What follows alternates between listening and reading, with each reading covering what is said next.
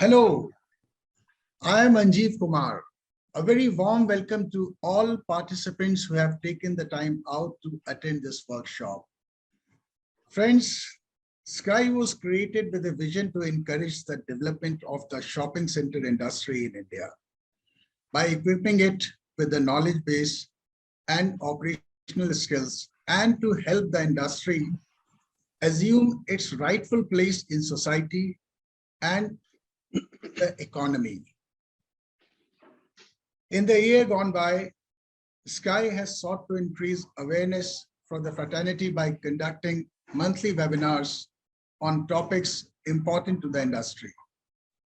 I'm happy to let you know that the response to these webinars has been very positive.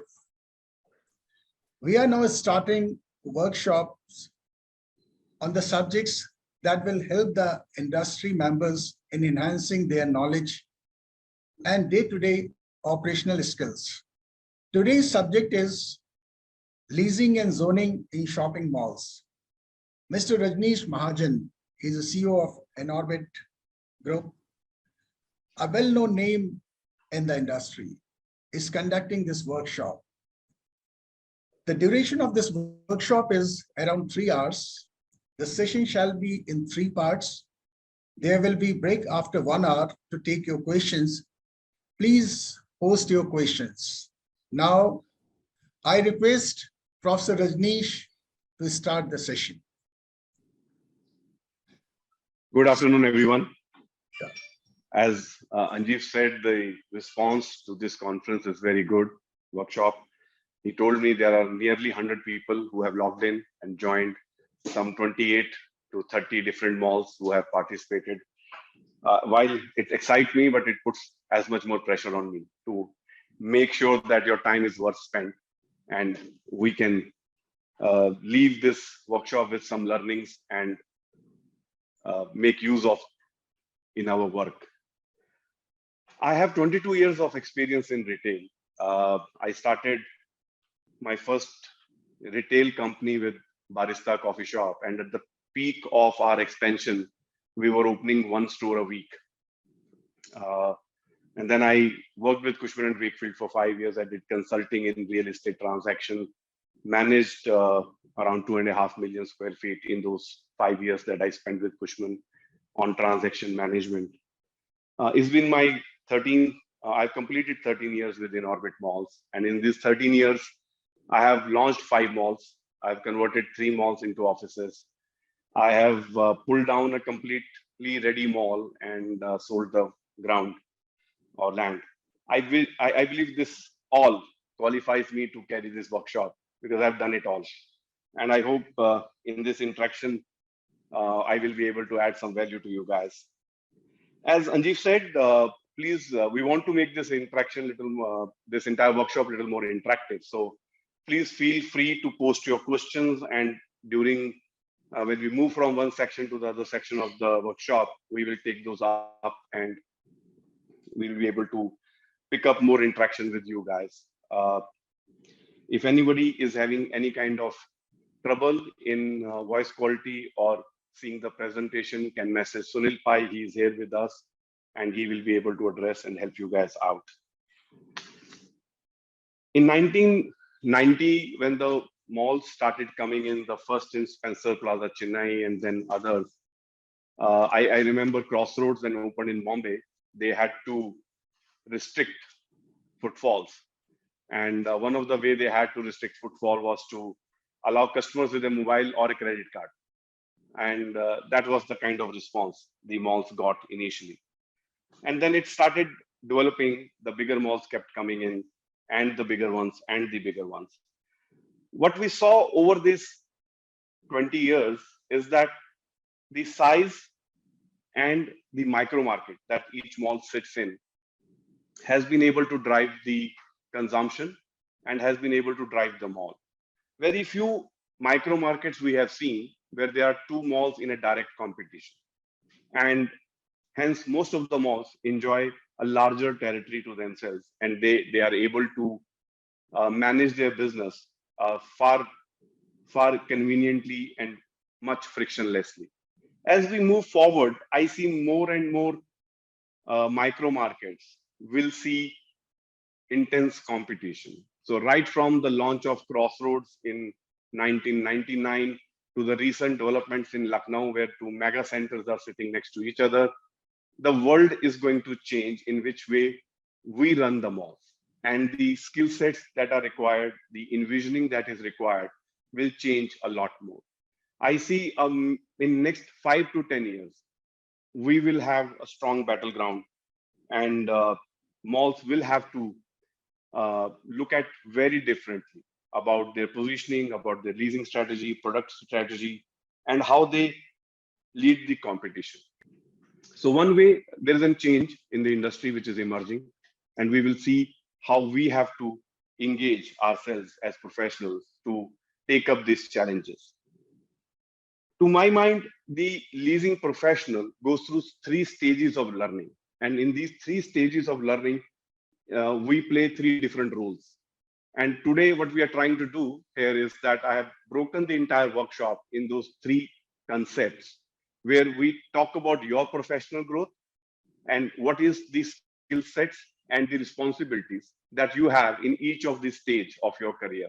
So I'm trying to make this workshop good for professional growth and talk about skill sets. The role of leasing professional, one may say, is to bring up occupancies. One may say is to maximize the rental. To my mind, is to maximize the consumption. And here I would like to bring in some statutory warning here.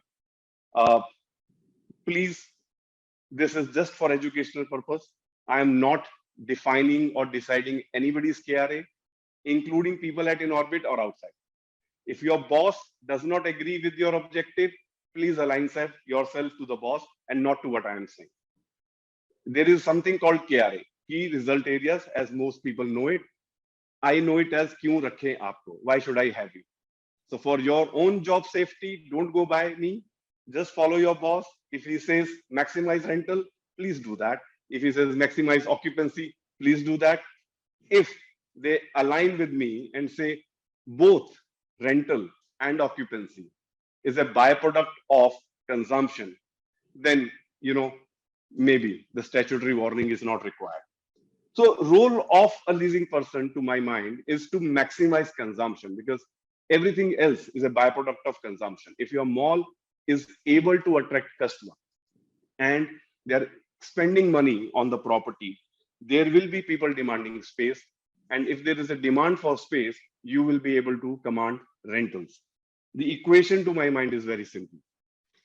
Now, since we talked about that, how the industry has shifted from being a single mall in a micro market to the multiple malls in a micro market, and how we go through different stages of learning and responsibility as professionals, I have picked up one model just to structure this entire workshop in a manner that it brings clarity in the different roles that we play at different stage of our career, and how each one of these roles require different skill sets and require different kind of deliveries from us. This is not a Korean band, if you are wondering what it is.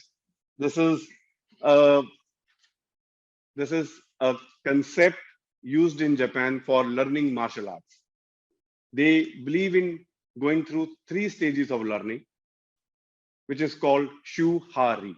And at each stage, you do different kind of activities. And what is shu? You just learn the rules.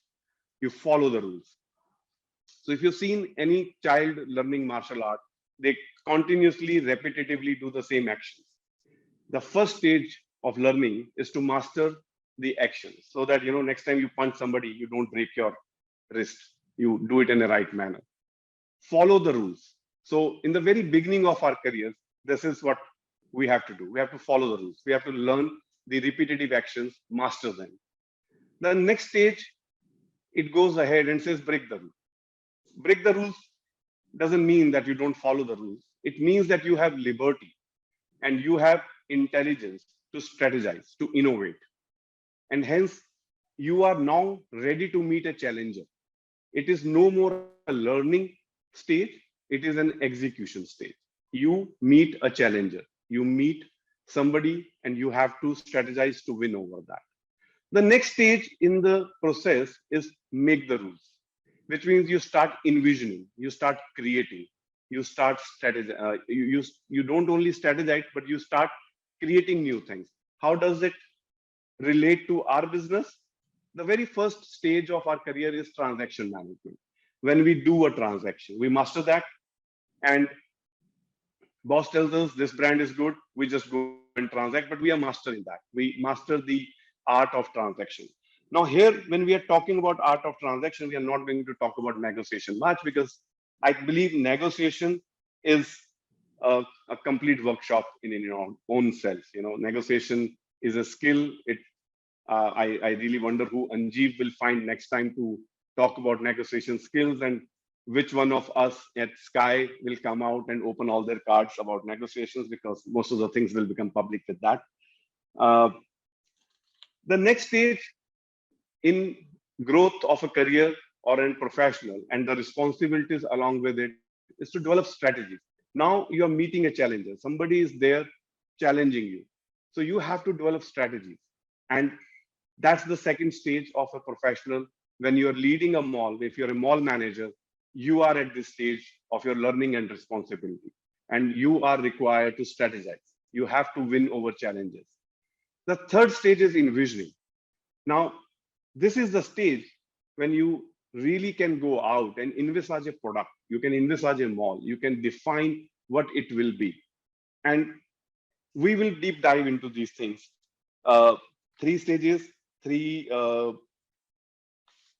concepts. We will take questions as we go through each step. So while we start with our journey onto the transaction management, if anything you guys need to ask, please feel free. Now, since I'm looking at a blank screen, I really don't know whether you guys are enjoying my presentation, you're not enjoying, if I'm making sense or not making sense. So your reactions, even on the Zoom call, will help us know. And we have Sunil and Anjeev who are reading these messages, who are going to feed us in that whether we are going in the right direction or not.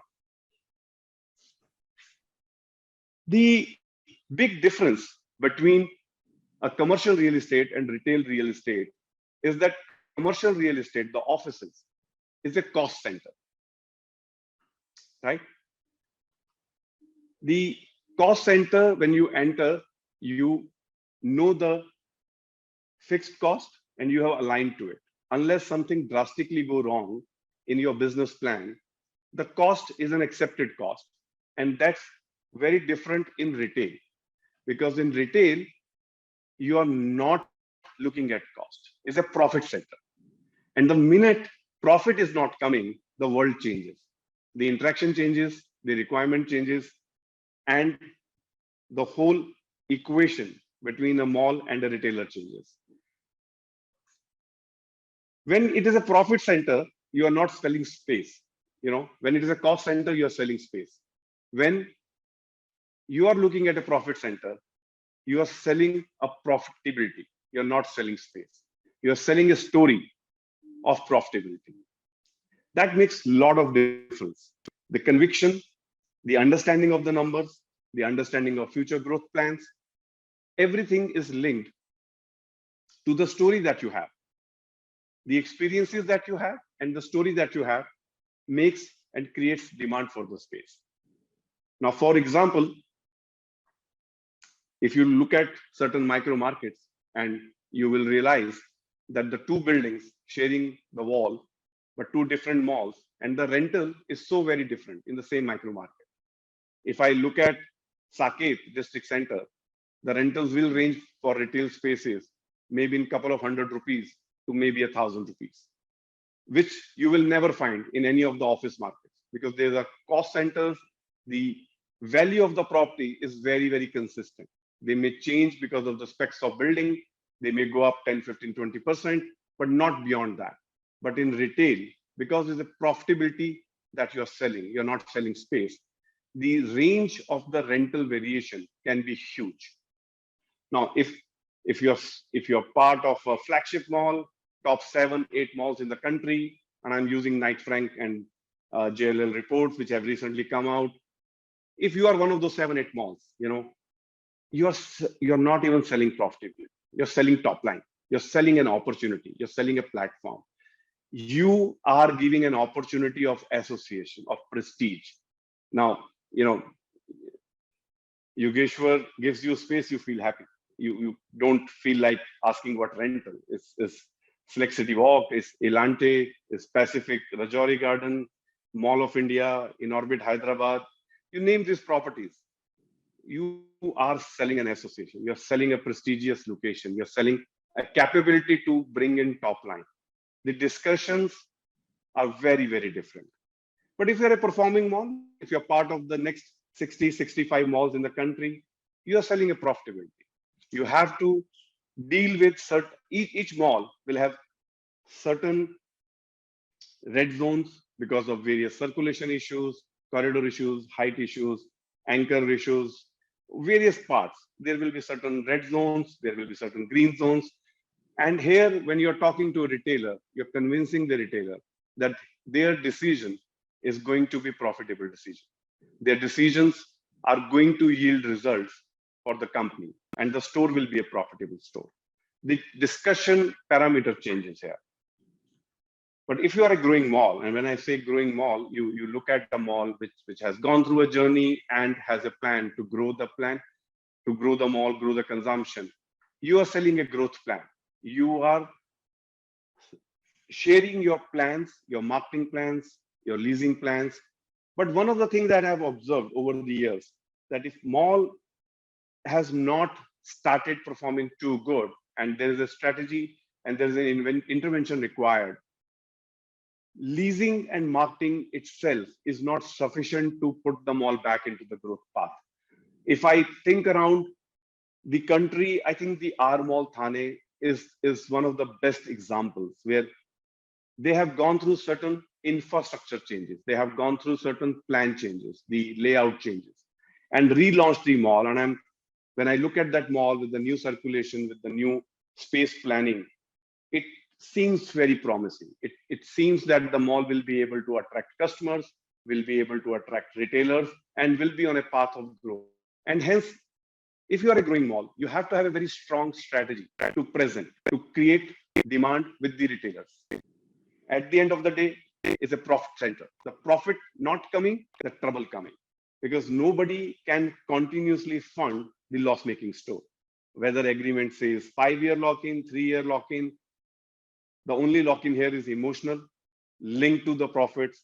If it is profit, all commitments are valid. If it is not profitable, we have to rethink. We have to go back to the drawing board and we have to replan. When you go out and talk to retailers, when you share your plans, when you share your growth strategy, when you share the data, before you jump into offering spaces, I think it's important that the message is understood by the retailer and they have the confidence in your story. They have the confidence what you're saying, what you're implementing is started making sense, and there is a demand created for space. The retailer wants to be part of that story.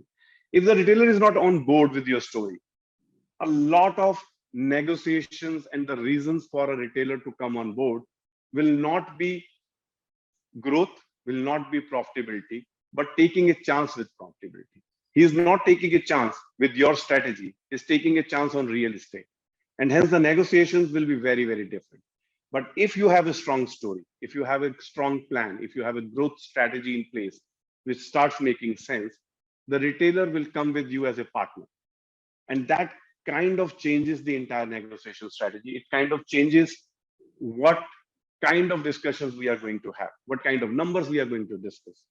So creating demand is important. And how do you create demand? You create demand by having a very, very strong growth story. You have to have a very good understanding of your own numbers. You have to have good understanding of what's happening in your mall. You have to have the ability to share that story. You have to have ability to share the growth plans. And hence, in the process, you create demand. Once the demand is there, that's when the leasing process starts. While I would like to go back to the first point that I made. As a leasing professional, Your job is not to maximize rentals. Your job is not to maximize occupancy. Your job is to maximize consumption. And a lot of times I have seen we are able to convince a retailer. But if we do not understand the priorities with the retailer, so unless retailer has a larger plan to invest in that geography, unless retailers have larger plans to invest in that micro market, to build more business, the commitment to that one store will remain low. Hence, understand the priorities, understand the funding behind the brand, understand where they will be able to sustain and invest back into the store to grow the store. The priorities have to be understood. Once you have understood the priorities, then we must establish the synergies. Is that brand what brand at a certain location has to make sense? You know, I remember we had a beautiful brand. It came into one of our mall, but then it was probably doing 40%, 45% of the potential of the brand that we had. And over 6-8 months, when we tried everything, we had to relook at it. We said, why the brand is not working when the complementing brands are doing very well. And we looked at a relocation. We said, okay, why don't you look at the zone where more of your complementing brands are there? And suddenly the sales went up like 120%. And the brand started doing to the potential. So establishing synergies of the space available versus the space requirement of the retailer is very important. Couple of months delay here, there does not do as much harm as an unsynergized leasing plan, which will do harm to the brand, to the mall, and to the consumer because they're ignoring that brand where it is sitting. And once these two things are done, once we have a space requirement, we have a demand for space, we have understood the priorities, we have understood the synergies. I think it's important before we start jumping into commercial discussions, we align projections. We need to understand what brand feels, how much sales they will do, what is the requirement of the mall in terms of to meet the rental, ongoing rental. Unless projections are aligned, my view is there is no point jumping into negotiation or start discussing a proposal.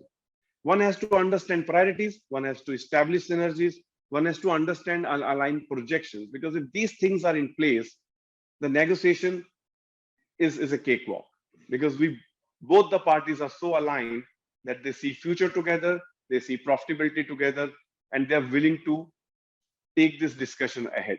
And then discussions are very, very minor. They are not haggling on for months and months, because there is a basic understanding. There is a basic understanding of projections. There is a basic understanding of rent-paying capability.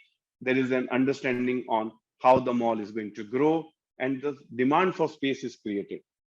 Each mall goes through different journeys, and there are malls, as we've seen when the Crossroad opened up, it was super success. When Center One Vashi opened up, it was a super success. And till such time, another mall came up and the cycle changed, the table turns. Similarly, in various markets, we have seen this. Certain malls do very well, and then some changes happen around, and the performance changes.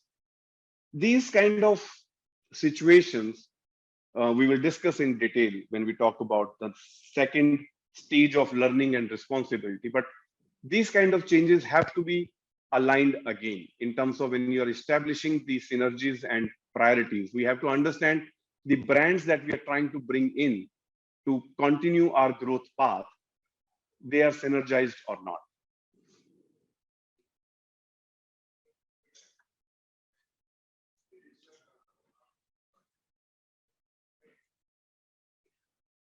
Also, establishing certain boundaries is critical because it streamlines your own discussion with the retailer.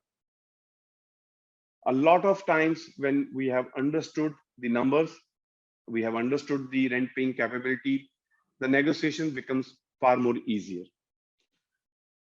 I remember one instance when I was in Cushman and Wakefield, and we were trying to help one of the mall to upcome and lease. And in one of the discussion, the developer got off his table and he went into a neighboring room and he brought out a big tile.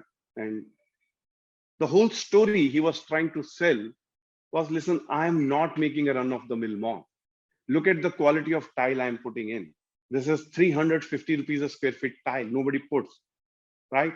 He created that demand. He demonstrated through the style that I am investing money and I'm going to attract a certain kind of clientele. And those kind of confidence has to be brought up on table to create demand for space. Rental is not the only commercial.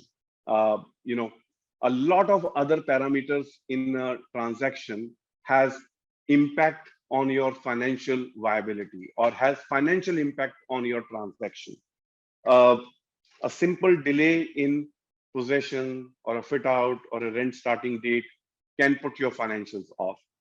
So agreeing on a commercial rental is not the only kind of term that has financial benefit or impact on the business. It has many other terms. So hence, when you're looking at a closure, it's important that we leave the critical rental out and close on every other general term. We must agree on certain timelines. We must agree on other small commercial terms which are part of the LOI or the agreement, and then move forward to the next stage where you want to close the term. Customization is important, because as we discussed, the priorities could be different. The investment cycle of the brand into the store could be different. The investment cycle of the brand into the micro market could be different, and hence may require some bit of customization on the commercials to support that brand to find their ground and be on their own in certain time, or in certain cases where you and retailer are taking a chance, right? Again, customization is important because you both are taking a risk, and the reward has to be accordingly divided and distributed. Customization of commercial is not only about reducing rental, increasing rental, putting up a step rental. It could be anything. It could be as weird as no rental for 6 months. It could be as weird as saying, okay, only revenue share for a few months, or any other kind of commercial customization which helps you standing up onto the ground. One has to be flexible. One has to look into synergies. One has to look at partnership where both brands, which are important for the mall and for the retailer, the risk that retailer is taking in that story is customized and is put into commercial. I remember a story. I was in Cushman and Wakefield, and we were negotiating for one of the brand with a very established mall in Bombay, and the negotiation was going on for 5 months. So I had my flight from Delhi to Bombay. I landed in Delhi. As soon as I switched on my mobile, I got the email from the developer. My colleague was marked on it, and I looked at the email. I said, "Oh, looks like we got the deal." And the thing that came to my mind was, I just can't forward this email to the retailer. I need to put this in my own words. And since office was very close to airport, I said, let me go back to office, and then, with my colleague, I will do it. And we were to rush into a meeting as soon as I reach office. So my colleague, to free himself, had forwarded that email. And as I doubted, the end result was exactly that the deal broke. It was the deal which, to my mind, was done because everything retailer wanted was given. But it was given in a manner and a language that it hurt the retailer. So he did not see the numbers. He saw beyond numbers. It was not mutually rewarding. The transaction fell off because it was not mutually rewarding. We can have a win-lose negotiation skills, but we are building relationships here. The two people have to work together for 5-10 years, and times performing brands have continued for 15-20 years in the same location. They are long-term relationships. I believe that the conclusion of a closure of a transaction has to be mutually rewarding. It should not necessarily that you have to leave few dollars on the table, but one thing one must leave on table is a respect and a feel good factor. When you conclude the transaction, you must leave behind a feeling which is good. A small remark at time saying you are a hard negotiator, nobody else could have got this deal, makes the other person leave the room very, very happy, feeling good about himself. Is about leaving that feel good factor on table where the people go back committed to the transaction and they don't go out finding a reason to cancel it. Closure of the commercial also has another very, very critical aspect. At times as a leasing professional, you have to know when to strike the deal. I have seen that for very, very small amount, there are people who become very adamant, and the moment at which the deal could have been closed goes away. So timing, understanding the right timing to close a transaction is critical. It should not be closed before time. You will end up losing some numbers, and it should not be dragged beyond reason. You have a risk of losing the transaction. The timing is very critical. You must know that there is a perfect time to say, okay, I agree with you, and I am willing to close the transaction. And that brings a happy note, and that brings a good, mutually rewarding transaction in place. As a nation, I think we are becoming far more governed. The compliance and governance has become very, very strong subject in the country. The bylaws, the implementation of bylaws, law has become far more strict and is implemented much more faster. Now, if you look at the industry financial structure itself has gone through a drastic change. We are looking at much more institutional money coming into the industry. These money are owned by high net worth individuals or public funds. They are people's money managed by funds, and they are invested.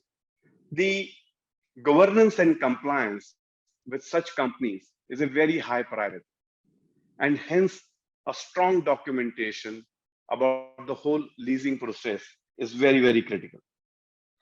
Not only in terms of governance and compliance, but also if you see the insurances. Recently, there was a high court case where landlord took a stand that, I have rented it out, and if there is any illegal activity happening in my premises, how am I concerned? And I should not be made party to the case.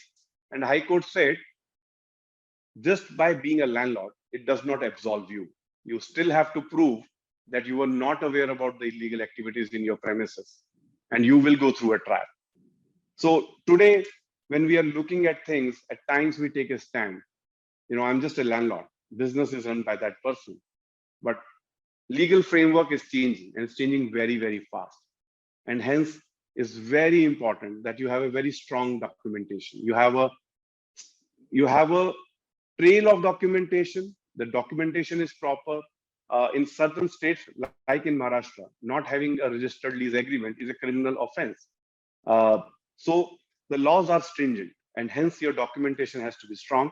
It has to be proper. It helps you in many, many ways. As the businesses grow, it becomes easy to administer. Because if you are a mall, you're dealing with 300 tenants, a standardization in documentation or a standard document helps you administering the lease transaction. You're not dependent upon human intervention. You're not dependent upon the accountant reading English in a certain manner. You're not dependent because the systems takeover is easy to administer. The standardization also helps you in bringing down the variability, dealing with multiple players. Now, if you are having a big mall and you're dealing with 200, 300 retailers, it becomes very difficult to run your operations, worrying about which rights you have with which retailer, what you can ask, what you cannot ask.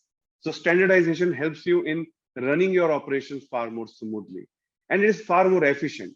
The more number of variables, the more number of alignments are required, more number of different activities are required to bring in and implement those leases. Efficiency in a large organization, again, is a very key element. It is linked to your cost, is linked to your cost of doing business. And I can share you a experience that I have. Traceability, you may not think about it, but once in a while, if you have standardization of processes, if you have standardization of documentation, traceability is a very, very important factor. I remember in one of the transactions, suddenly the accounts team started reading a clause very differently, right? Now, is gray area. You can interpret it this manner, you can interpret it in that manner, but how do you now solve it?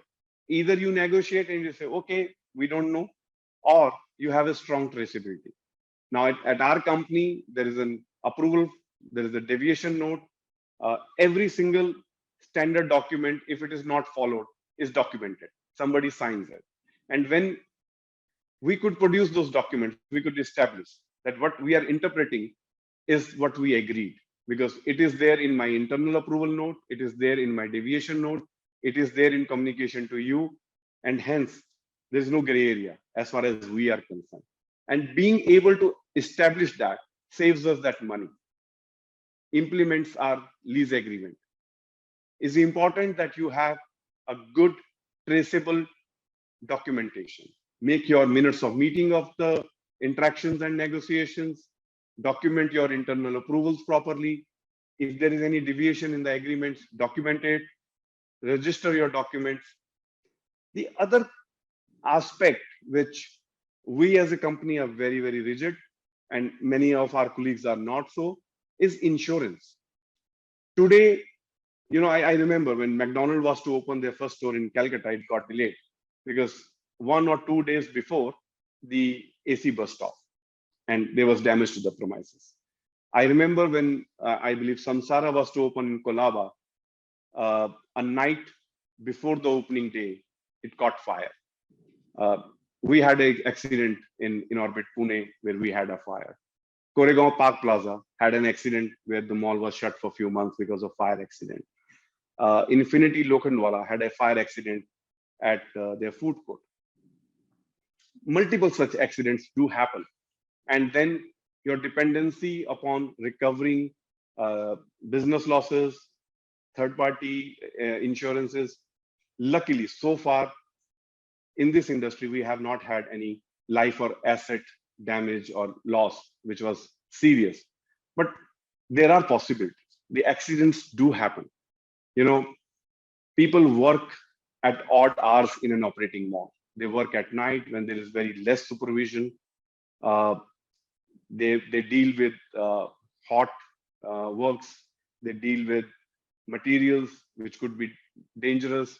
There are a lot of insurance dependence when two of you are dealing with. There are indemnities, there are representations by retailer, by the developer, and hence having a proper documentation before the relationship starts.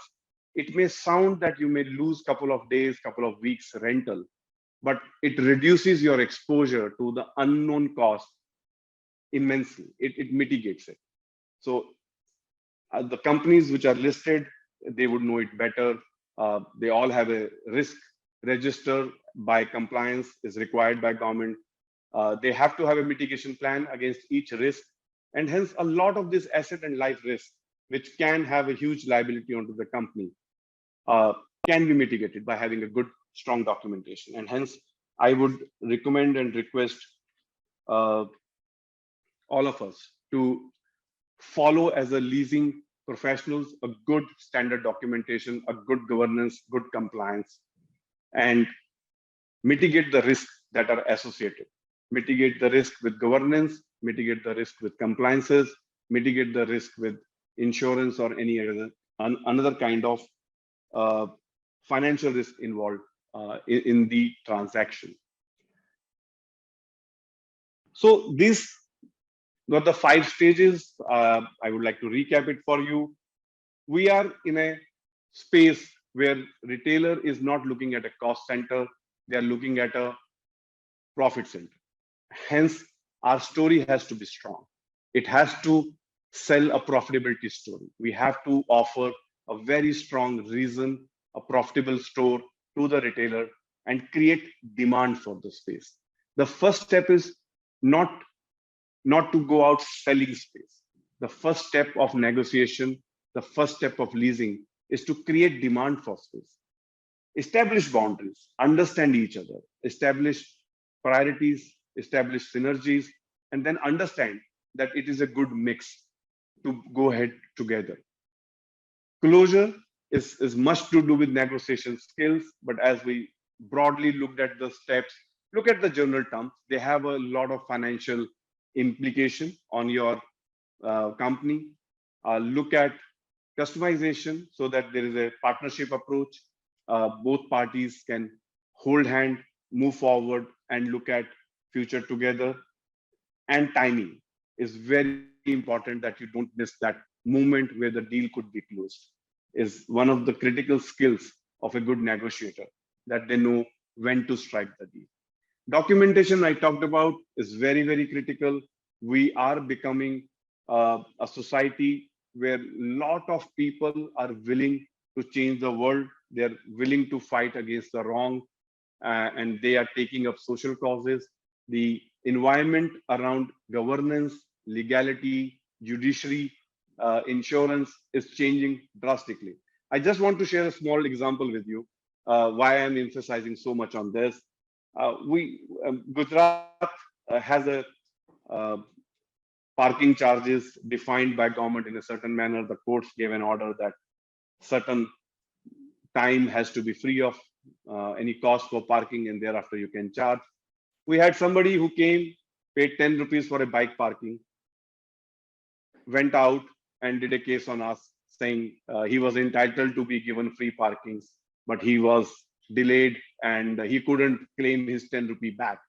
Now this small complaint for a 10 rupee bike parking for us took at least 18 to 20 man days to look into CCTV cameras, to find all pictures of communication on ground, telling customer that we are following the law, and the legal fee in couple of lakh rupees. Because as a company, you want to be compliant, you want to put up a proper response. A 10 rupee parking charge, where we were not at wrong, costed couple of lakh rupees and some 18-20 man days just to put the whole piece together. It's a lot of effort, and the financial risks are very high. Before we move to the next section, I would request all of you, if so far you have any kind of question, if you have any reactions, I'm happy to hear you out. I'm opening this chat here. Anjeev, do you have any questions? Hello.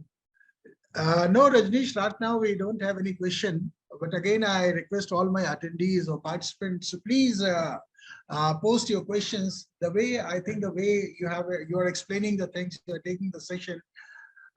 People are very happy. They do not find anything, कि मैं क्या पूछूं. The things are very clear. But yes, again, I'll request all my participants to please post your questions if you have something in your mind. See, this is the right time, a good opportunity to get the things cleared. Whatever is coming to your mind, please share your questions. So now I would really request, if you have no questions and you think this is going well, I would really request if you can share your feedback so that we know that we are going in a right direction. Even that will be very encouraging for me to carry on with this workshop, and for Anjeev, who has put so much of effort to bring this together. So should we start the second session? Yeah, I was just waiting if I can get some kind of response somewhere. No, maybe we may get some questions in the second session. There is one hand raised. Yeah, there is a, Mr. Satyajit Kotwal He has written, it's going on well, perfect. Thank you. It's Thank you so Saraswati much Singh. for your encouragement. Saraswati Singh is writing from Lucknow. Yes, it's cool, Rajneesh. You can go ahead. Madhur Ladha, the session is going very well. You have all, laurels and appreciations. Malika D, it's very interesting. That's great. Congratulations, Rajneesh. Thank you, Saraswati. Thank you, others. I was also hoping that you ask me a few questions. I get a bit of break, but nevertheless, we will continue. Yeah, please. So as we discussed, we said that we will look at this entire workshop into three sections. And the first section we covered was about the very first step in your career where you have to, yeah, Rajneesh, just a break. Mr. Vishal Rangwani, what he sure. has written, an ideal profitability situation for retailers shall be inclusive of all cost, that is rent plus scam, or any other cost shall be added. Should I repeat the question? I understood the question. Uh, so when I was retailer, I used to look at my P&L in three steps. The first step of me looking at store was to say, am I cash positive, right? Forget my corporate cost, forget my depreciation, forget my interest. At a store level, am I able to generate cash, take home some money, or I am still pumping into money to run that store? My second stage of evaluation of the business was, am I able to recover my investment? Which means, am I able to recover my depreciation? Am I able to recover my interest cost? Which means if I have invested money as a retailer, can I look back or look at it as a store, which will pay me back in 3 years' time, 4 years' time? And for me, any store which pays back within 3 years is a like superhero store, right? And most of the retailers may agree with that. So hence, these are the first two stages where I would put a benchmark that, am I losing cash? Am I pumping in money every month to keep this store up? Second, am I able to recover my investment? And third stage is that, am I able to recover my investment as well as my management time cost, which is going into it? So to answer your question, ideally, it should recover all three because it's a profit center. Even the corporate salaries are paid from the money generated out of retail operation. Nobody's funding them separately. But if you see and if you go by your experiences, you will see a sharp change in discussions the minute retailer is not cash neutral at a store. As long as retailer is cash neutral at a store, they would like to continue operation. They may not reinvest into the store. They may not give it the best merchandise. They may not give it the best staff because it's just lingering around. But the minute they go below that level where they start investing into the store every month, I think the decisions start getting questioned to continue or not to continue. The emergence of that question to continue operations or to not continue operation starts when the store is not cash neutral. And I will not call it cash positive. Even if it is cash neutral, a retailer will take chance, give it a time to run it for some time and see how it emerges here onward. Rajneesh, Kiran Putra, she has written, sir, can we get an example or a selling a story? I am fan of your examples need elaboration. So I can talk about all three. So if you look at Select City Walk, if you look at Mall of India, if you look at Inorbit Hyderabad, if you look at South City Mall Calcutta, uh, you know the malls are performing so well. Uh, the per square feet revenues, the trading density is so well. The brands are asking for space, and your challenge is not to disturb the trade mix. And you want to accommodate all, but your challenge is to continue to maintain your trade mix so that your customer can get wide range of offering and they continue to come back to the mall. That's the challenge that you have. But if you are rest of the 65 malls where people are making money, they are happy, their space is in demand, but you have to curate, you have to look at it in a manner, how do you bring next level of consumption? How do you push it further?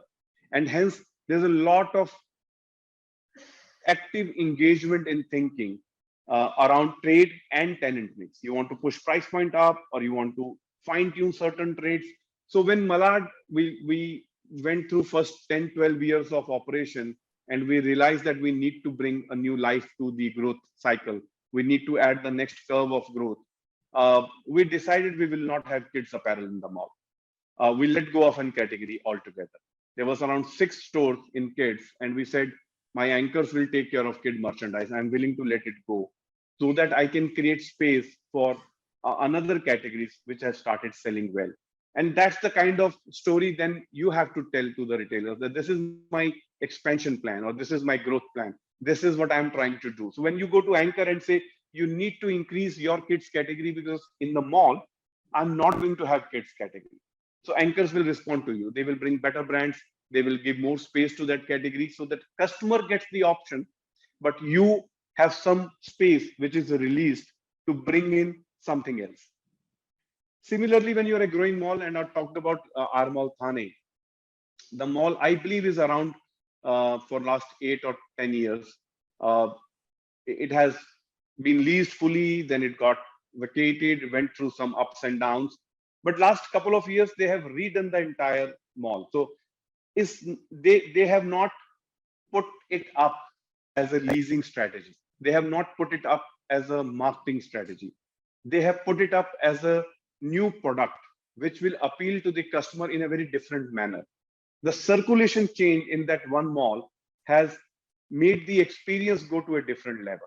And once that happened, they brought in a cinema, which was not there earlier, and they brought in certain other brands, which establish it as a neighborhood mall, because they're competing with a mega mall, which is 1 million square feet plus in a very close vicinity. So they found their strategy.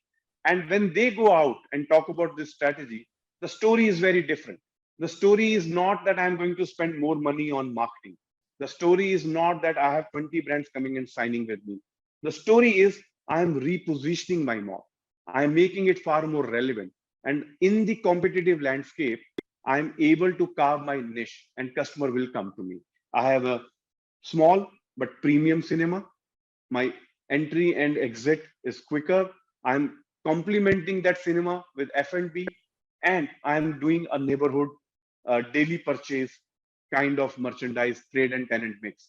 And hence, we see that in last 6-8 months post COVID, when they started leasing, and I see there's an attraction. I see there's a consumption coming back. So hence, the story changes. You have to complement your story with the action on ground and make real investment. We did that in Orbit Vashi. We saw a big mall coming up, and we did the complete renovation. We gave it a new look and feel. So if you see in Orbit Vashi what it used to look like earlier, it was a very warm, a very family-oriented mall. But now it's very young, very vibrant, is much more spacious, is wide. So we kind of changed the positioning to stay relevant. Many malls do that. Many malls have done. During this workshop, we will keep taking examples. We will keep celebrating the good work which has done in industry. Anjeev, any other question? Yeah. We have got many questions, Rajneesh. Next question is from Mr. Vishal Rangwani. He's asking, what shall be the key differentiator for a retailer to choose between a mall and high street, as costs are manifold in malls? See, it is not a choice between the two. Okay, it is to say what is relevant for me as a retailer for my strategy. If you see certain micro markets, you will find that the retailer is sitting on the high street and within 300 meters is sitting in the mall. Now, I can give you an example. If you go to North Country Mall in Chandigarh, there is a what you call sector market right opposite the mall, other side of the highway. So you will find KFC, Pizza Hut there in that market. And you come into the mall, you will find KFC and Pizza Hut there also. So it's not a choice. It is where my consumption is. I will follow where my customer is. Now, many such examples you will find. Like in Orbit Malad, we have certain brands who are sitting just outside on a high street. They are also present with us in the mall. I'm from in Orbit. I see my malls more regularly, so I'm taking more examples from there. If you look at Vashi, Reliance Digital is sitting outside on a high street. It is also going to open up with their hypermarket within the mall. Retailer is looking at customer. They are looking at business potential. Now, as long as there is a business potential for them, they will open a store. In certain malls, Starbucks is now doing second store. They see that between the two floors, they have enough potential to do a second store. Amazing. Like you instead of having 5 different coffee shops, you have 2 Starbucks, or things like that. So retailer will follow consumer, retailer will follow consumption, and that's their strategy. Rajneesh, Mr. Vikas Kumar, his question is, what should be the correct ratio of zoning or space location category wise in a shopping mall, and what are those parameters? Please guide. Should I repeat it once again? No, I understood the question, Anjeev. Because we are going to cover this in this workshop, so have some patience. I will deep dive into these things, and we will have a little long discussion. And then if I'm not able to answer your question, we can come back to it. Should we move ahead, Anjeev, or any other interesting question? I'll take one more question, although we have got many questions. But I think most of the questions you have already covered. Is it important, Mr. Ashwin Balasubramaniam, he's asking, is it important to have certain categories like books and leisure, though don't trade well in this day and age, to add variety? Your thoughts? Ashwin, $1 million question. Now, there is no right or wrong answers around it. They are only relevant to your property, your customer, your footfall, and the kind of mall you are. Now, books, as I see them, are selling more and more, not less. There was a time, if you get onto a flight, everybody was on Kindle. Now, when you get onto the flight, everybody's having a hard copy. And I barely see anybody reading on Kindle. People who were on Kindle now are watching Netflix. They have already downloaded what they need to see in the flight. So I see bookstores becoming relevant. There was a time when bookstores were treated like an anchor, 10,000, 12,000, 15,000 square feet of bookstores. I remember the term used was non-apparel anchor. I will have everything, books and games and family entertainment other than apparel, and I'm an anchor. I think there is a realization around that, and categories have found their own niche. Specifically, if you look at book, a 1,500 to 1,800 square feet in a decent size mall, 2,500, 3,000 square feet bookstore in a large mega mall is a great store size to have. Similarly, we have seen such in toys.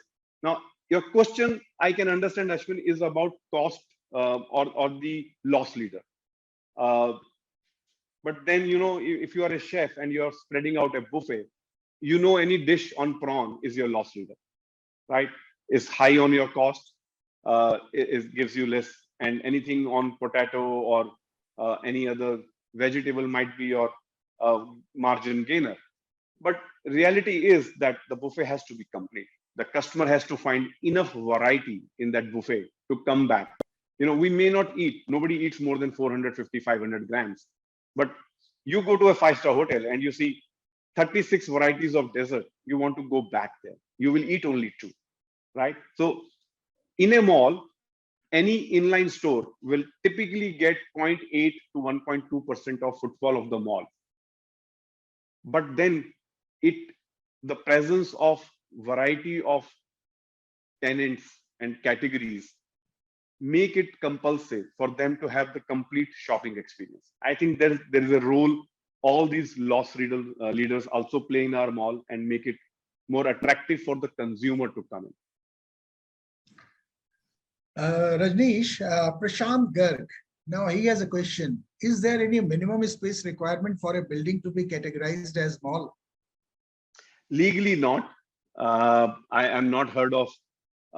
Legally, there is no acknowledgement of the term mall by any of the bylaws. They call it assembly spaces. If in certain states, certain bylaws, you will see that they call it assembly space if you are housing a multiplex. But beyond that, there is no such recognized or acknowledgeable legal term. So it doesn't matter how small, big, or the mega center you are. The bylaws just call it commercial space. They just look at it as a commercial space.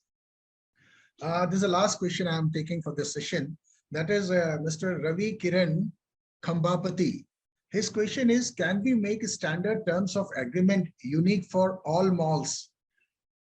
As per the examples made in session, also some of the corporates has fixed their own terms, which they are not ready to change and one-sided. Please suggest. It's good to have standardization because it helps everyone to minimize the effort on a negotiation. So when we were in Cushman, we used to publish a document called Leasing Terms in India, and every country where Cushman operates used to have this document, which will say, these are the general terms accepted and prevalent in our country. So as mall, if you see, most of the general terms would be the same. But at the end of the day, it is negotiation. Now, if you desperately want an international fashion brand, which you believe will change the course of your property, you will have to negotiate, and you will have to negotiate the best term for you. If you believe there is a restaurant which will attract a lot of footfall, it is in your benefit to look beyond what you're getting per square feet or how much deposit you're getting. These are the terms which are very individualistic. They are more relevant to your own property. Fortunately, we do not have such a landscape where two malls are fiercely competing with each other to get a tenant, barring few micro markets. So you still can have your say, but I would call it relevant to your property decision, which you should take looking at non-financial benefits as well. Rajneesh, one last question. That is, this question is from Infinity Mall. And their question is, sir, what should be the ideal RR ratio for retail stores and F&B? This is the last question. Yeah, I'm taking. The graph of rent paying capacity of a retailer is not a linear graph. So if I have x-axis and y-axis, and if I put rent paying capacity onto the y-axis, which is going up vertical, and if I put the sales onto the x-axis, which is improving as you move on the right-hand side, as your per square feet trading density goes up, your fixed cost as a percentage to the top line keeps dropping. Your salaries to the percentage of top line keeps dropping. And your ability to pay rental goes very high. I remember in barista days, we used to have in Bombay 2 coffee shops. In one of the coffee shop, we were paying around 1.5 lakh rupee rental, very high in those days. And the other shop, we were paying 25,000 rupee rental. And the rent revenue ratio for this 25,000 rupee monthly rental store was around 11%. And for the other store where we were paying 1.5 lakh rupee was around 19%.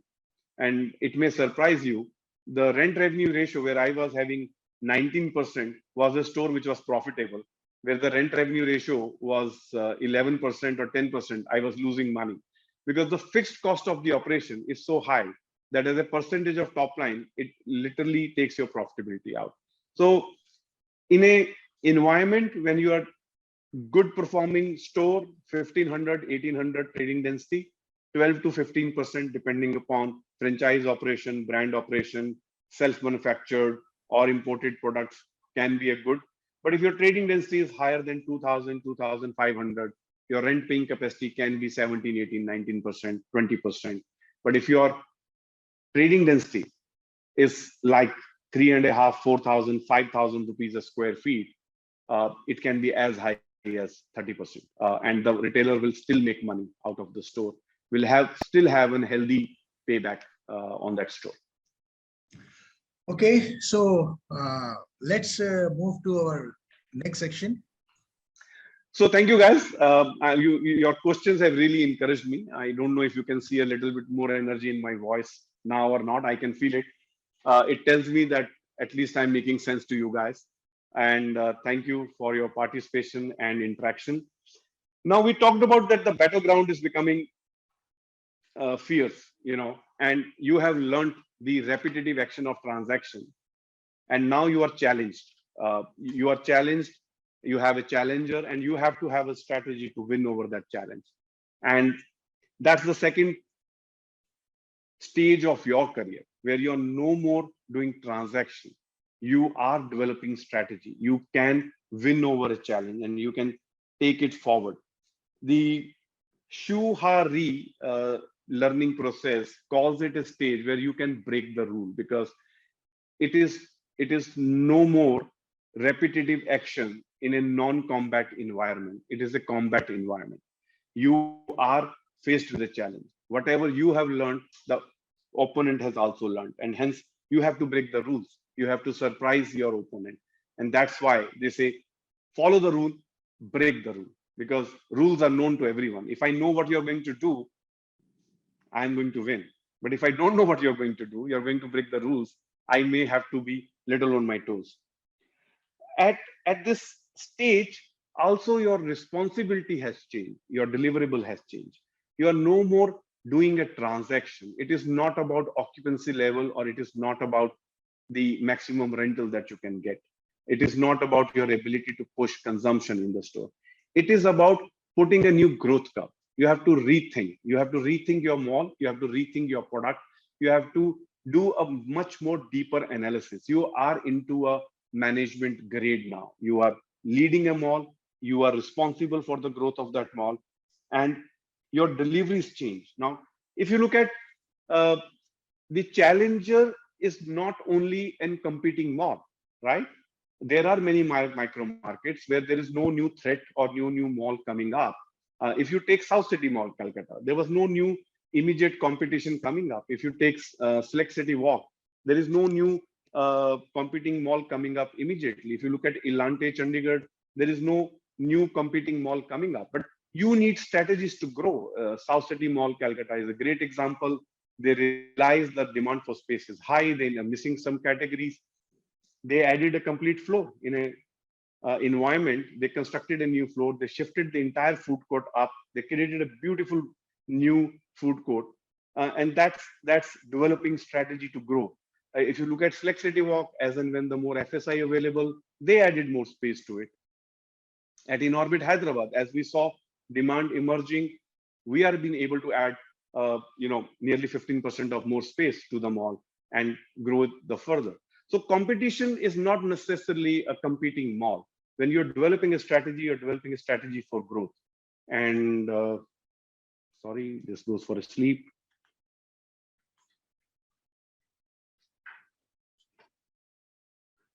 Okay, now working.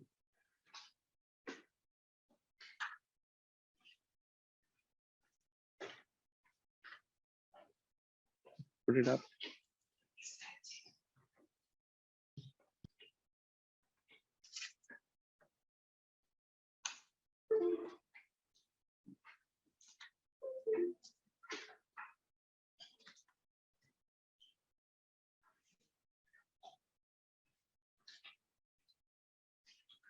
Yeah.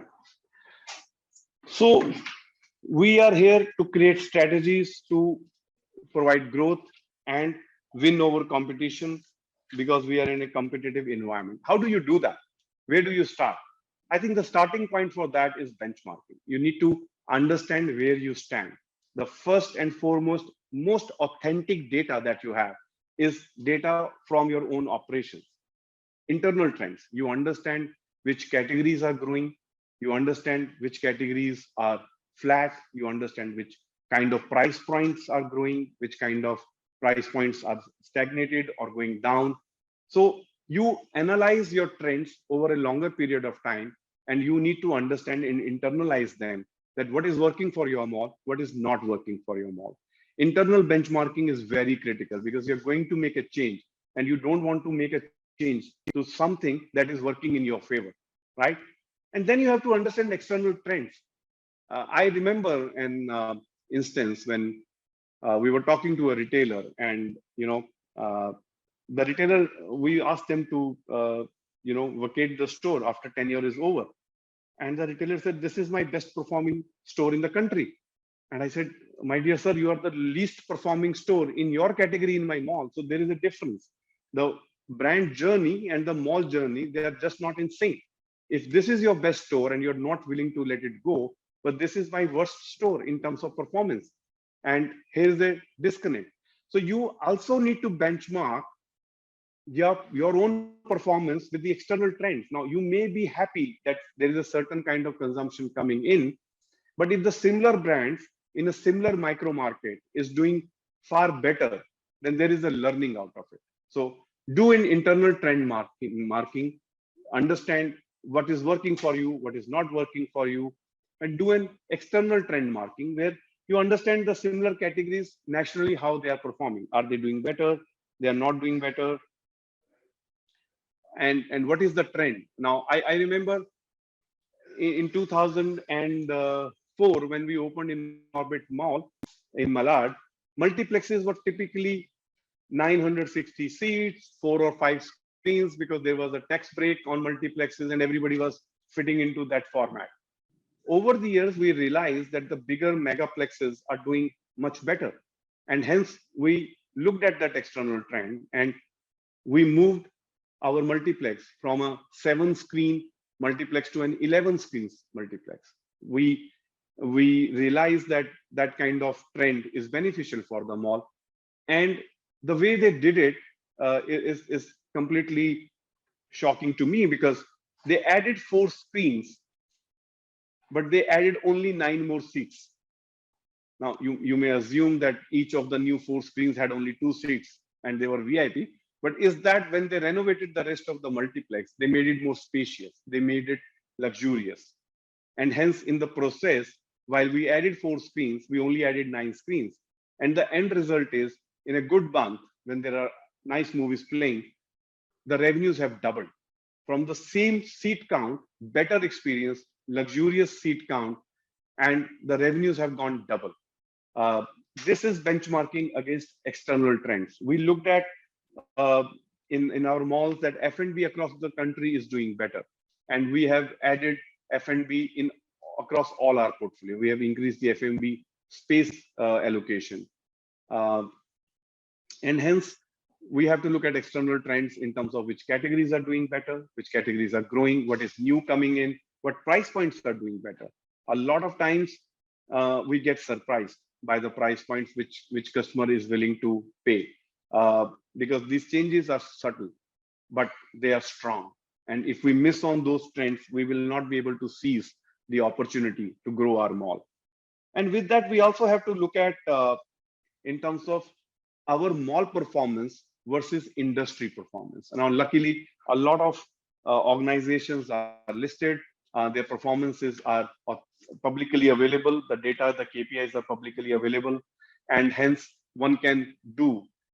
We will have we are hoping to have our first retail real estate REIT coming in, which will be a large portfolio, and more data will be available in public domain. And hence it will become easier here onward to have an authentic benchmarking against what is happening in the industry and what is happening with our own business. And those benchmarking will give us ideas where we need to head, what we need to do. Here we are also talking about competitive edge. We're looking at how you develop a strategy to overcome competition. Now, our business has a beauty. Any kind of competition cannot come overnight or 6 months. It takes 4 to 5 years for competition to come in. And we are already know that what is the size of that competition, what is the location of that competition, and what kind of discussions they are doing in market, what kind of positioning they are taking. And it gives us that much of lead time to prepare for it. But how do you prepare for it? You have to look at competitive landscape. You have to look at how the new mall is getting positioned. What is that they can position themselves as? Are they a mega center? Now, if you look at Noida, Mall of India just came as a mega center. Mall of India is not a mall for Noida. It is a mall for Ghaziabad. It is a mall for Greater Noida. It is a mall for South Delhi. It has taken up a position in a competitive environment where there were some 7, 8 malls already in and around that location, and they position themselves in a manner, in a competitive landscape, very differently. Now, it is a mall which has its own standing.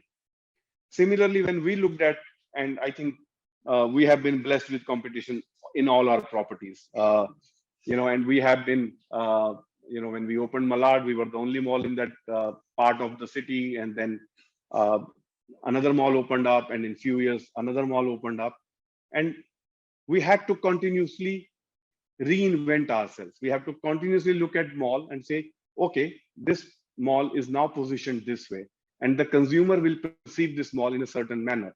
What can I do to make myself relevant for other needs of the consumer so that they keep coming back to us? And when we aligned and we continue to grow, another mall opened up. And we said, okay, now this mall has these advantages, and this mall will be positioned in a certain manner. What can we do with our limitations to stay relevant to the consumer? So competitive landscape gives you a possibilities, a gap in which you can play. And when you're studying the competitive landscape, is not inside out. We necessarily, or we should not make a mistake of looking at the competitive landscape inside out, which means I assume that I and the competing mall are the only two factors to be considered. It has to be seen outside in, which means how is consumer looking at that property and how is consumer looking at my property? It is not between A mall and a B mall, is how consumer is looking at A mall and how consumer is looking at B mall. Now, people in FMCG are far more experienced in this game, where the same chemical which helps us wash our body every day is positioned in so many different ways. There is a soap which is for a macho man riding a horse. There is another soap which Shah Rukh Khan uses when he's in a bathtub. There is another soap which is like, it's a beauty soap, or is more cream than soap. So FMCG does it very well. They find the gap, and they find the gap not in the product. They find the gap in consumer perception. They play for the space in consumers' mind. I think with our industry getting more competitive, we need to look at how do we capture consumer mind share. It's not about it's not about your wallet share anymore. It's first about mind share. How do you fit into consumer? And where do consumers see us in this environment? It has to be outside in.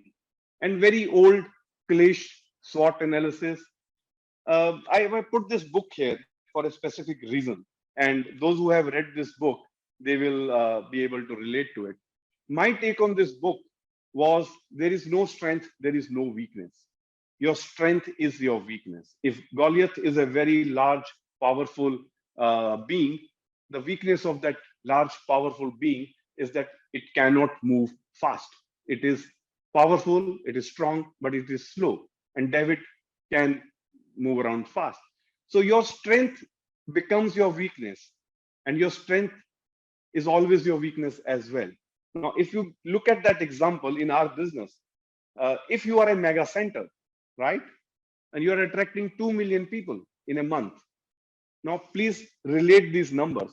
A city like Jaipur, or a city like Vishakhapatnam, or a city like Surat Surat will have much more power, many more people. But a city like Indore, they all are 2.5 million people as a city. And you are attracting that whole city in your mall every month. You have no other choice than to be everything for everyone. You cannot be sharply focused. You have to be a strong mega center providing multiple venues of engagement.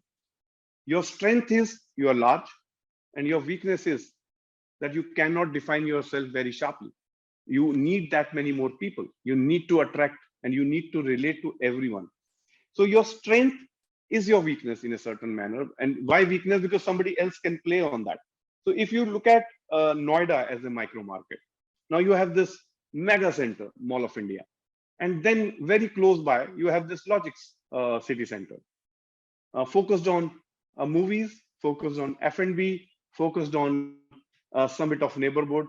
I believe with fine with more curation, they can be a strong center right next to a mega center. Now, if you look at another center just opposite, which has become F&B hub. So there is certain kind of consumer. Now, when you ask in consumer in that micro market, what do you see? Where do you go? So if my agenda is limited to food and entertainment, I will go to logics. I don't want to get lost in a very large mall. If my agenda is only food, I will go to a mall opposite Mall of India, which has become a F&B hub. But if I want to spend longer duration, if I'm in a mood to shop, if I'm going for apparel, if I'm going for kids shopping and anything else, if I'm in a shopping mood, I will not consider any one of them, no matter what brands they have. Unless there is something very unique brand which is not available anywhere else, you may visit that brand, but you will not visit mall. You will visit that brand. And there's a difference when you visit a brand or you visit a mall. That's very different. But outside in, when I say, is just what I'm trying to say. How consumer connects with you, how consumers see you as a brand, and what purpose you serve in their life is what gets you competition. So if you look at this book, Call of Mall, they have a beautiful equation, mathematical equation about what is the primary catchment of each store. And it defines that the catchment radius keeps increasing with the size of the store. And they have put a mathematical equation around it. I don't remember it, but those who have read this book is something which is must for all professionals in shopping center business, at least, because the book says Call of Mall. And so if you're a mega center, your catchment area is far, far bigger, you know, and when you pull people from a distance, you need to be connecting to them and providing them far more activities, multiple reasons to be in your mall. And if you are a smaller mall, your radius automatically shrinks just using the same equation, mathematical equation. Then you are looking at lesser geographical spread, the people who are called primary catchment for you. And then there are secondary catchment, which will come for certain reasons, certain specific brands. And then there's a tertiary, which largely is available to mega centers, which may not be available to a small neighborhood center or any other center. It will be available to a specific specialized center like an outlet mall or a luxury mall, or to a mega center, because tertiary catchment will take a lot of effort to reach you. And hence you have to offer something far bigger than just one or two brands to them. Now, when I say SWOT analysis, we have to look at what strengths you have, what has been performing well. We talked about benchmarking, what is going well for you. You have to look at how you have opportunities against the industry trends. What is happening in industry? What is happening in your mall, and where your opportunities are. Weaknesses, you have to look at yours, because sometimes your entire building plan, structure, the circulation itself becomes a limiting factor for yourself to do something. You know, when Zara came to India, we wanted to have Zara in our malls, but our anchor spaces were 100% leased. We were a mall who were enjoying 98, 98, 99% occupancy. And how do you create space?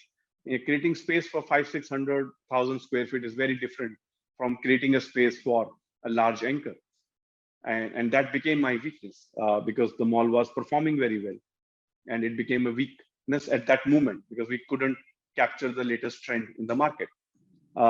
Threats can also be not only from a competing mall. I said competing mall, you get 4 or 5 years of head start because you know what is coming and you know the size and you know the kind of discussions happening in market. You get that time. But threat can also be from an infrastructure changes perspective. Now, suddenly some flyover comes in, disturbs your operation for 2-3 years, some metro work starts, or something comes up which changes the circulation of the traffic. I remember in Zirakpur, there was a beautiful mall, large 5.5 lakh square feet built on the junction from where people can divert to Chandigarh, to Shimla, and to Delhi. Very busy junction, right on the corner. And traffic congestion, government made a flyover. Now that junction just became a flyover junction because everybody coming from Chandigarh, going to Delhi, or coming from Delhi, going to Shimla, or from Delhi to Chandigarh. They were just over the flyover. They will not go down, and malls suffered badly. So some of these infrastructure changes can really change the nature of traffic movement in and around your property. And that needs to be understood because corrective measures have to be taken for that.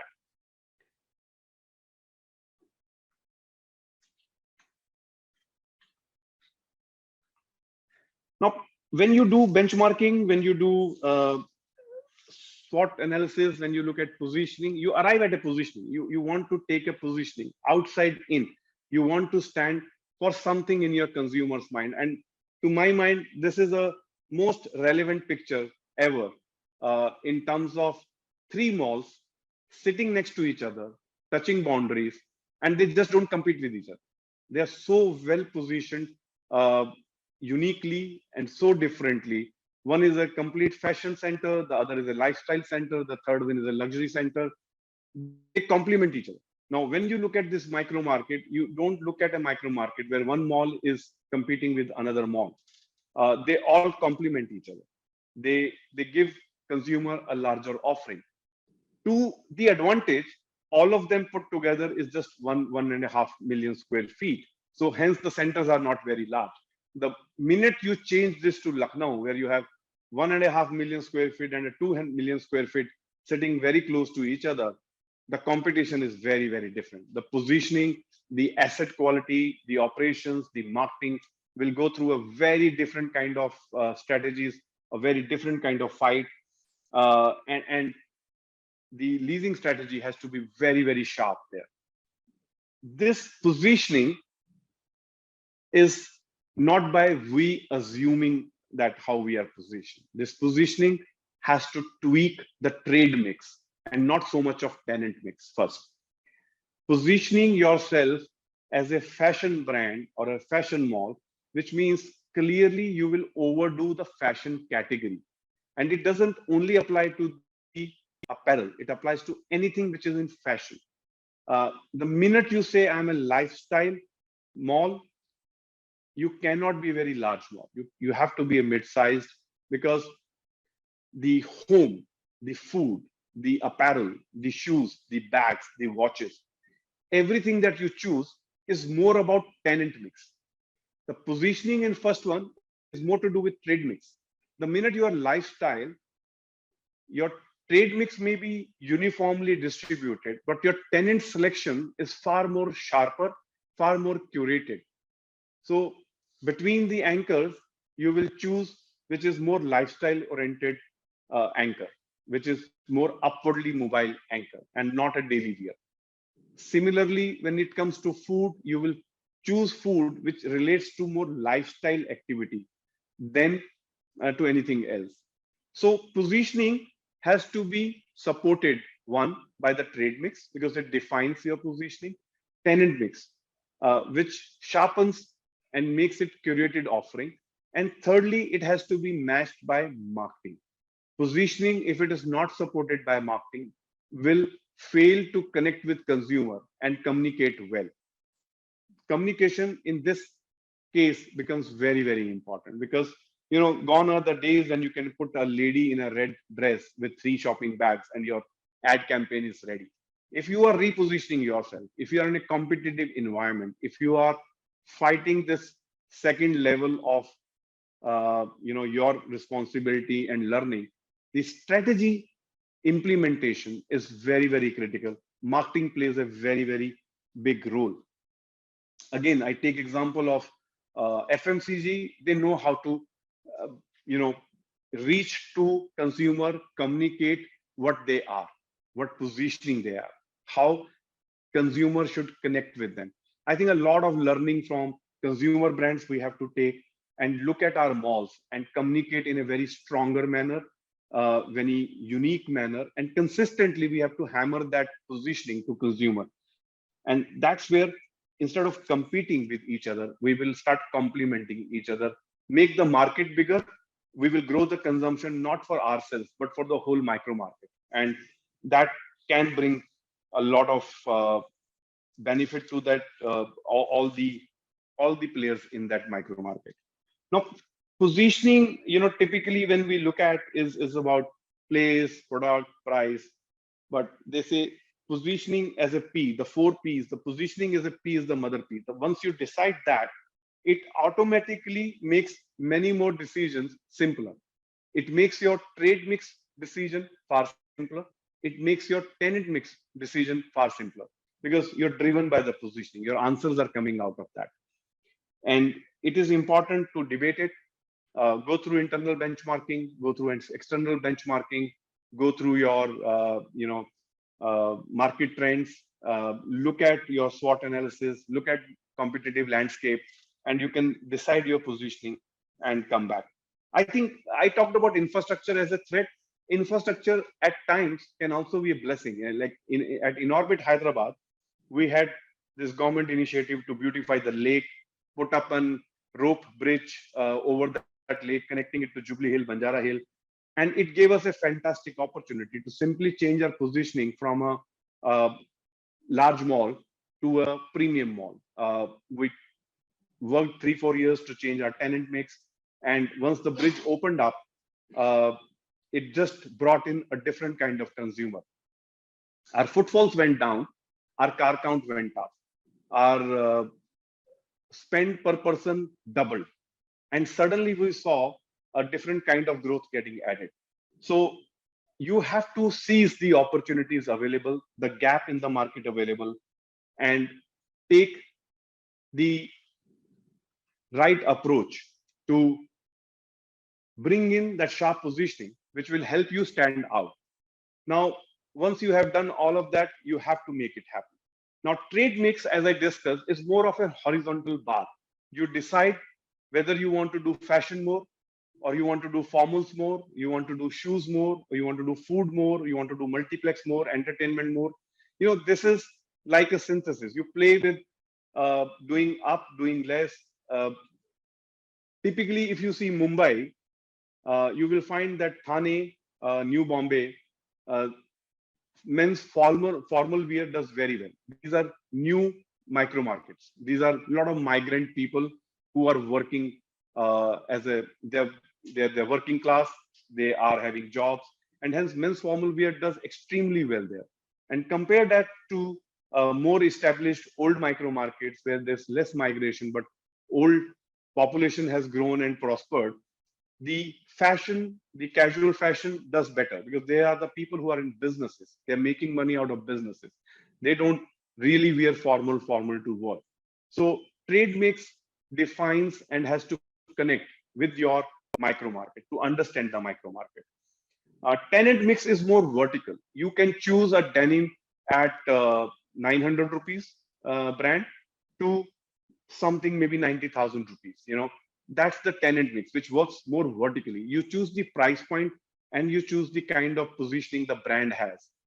Trade mix is more horizontal. You decide which category to overdo, which category to underplay, and how do you connect with the consumer. And you have to reposition. Now, in this, we are only talking about strategy, and we are talking about how do you make the growth curve in environment where there is no competition, or in environment where there is a serious competition. I would like to say one thing here. When you do this transition, it cannot be done over a very long period of time. Then consumer does not register the change. If you are repositioning yourself, you have to crunch the time in which you do it. So 6-8 months, 1 year, you have to do the infrastructure changes, you have to do the tenant mix churn, whatever strategy required. You have to make it happen in a shorter period of time so that consumer can register the change and back it up with the marketing plan. If that change happens over a very long period of time, then this is hardly any change, because this is such a gradual change that the consumer will not notice it. Or at a given opportunity, if consumer finds another relevant product, they will move to that.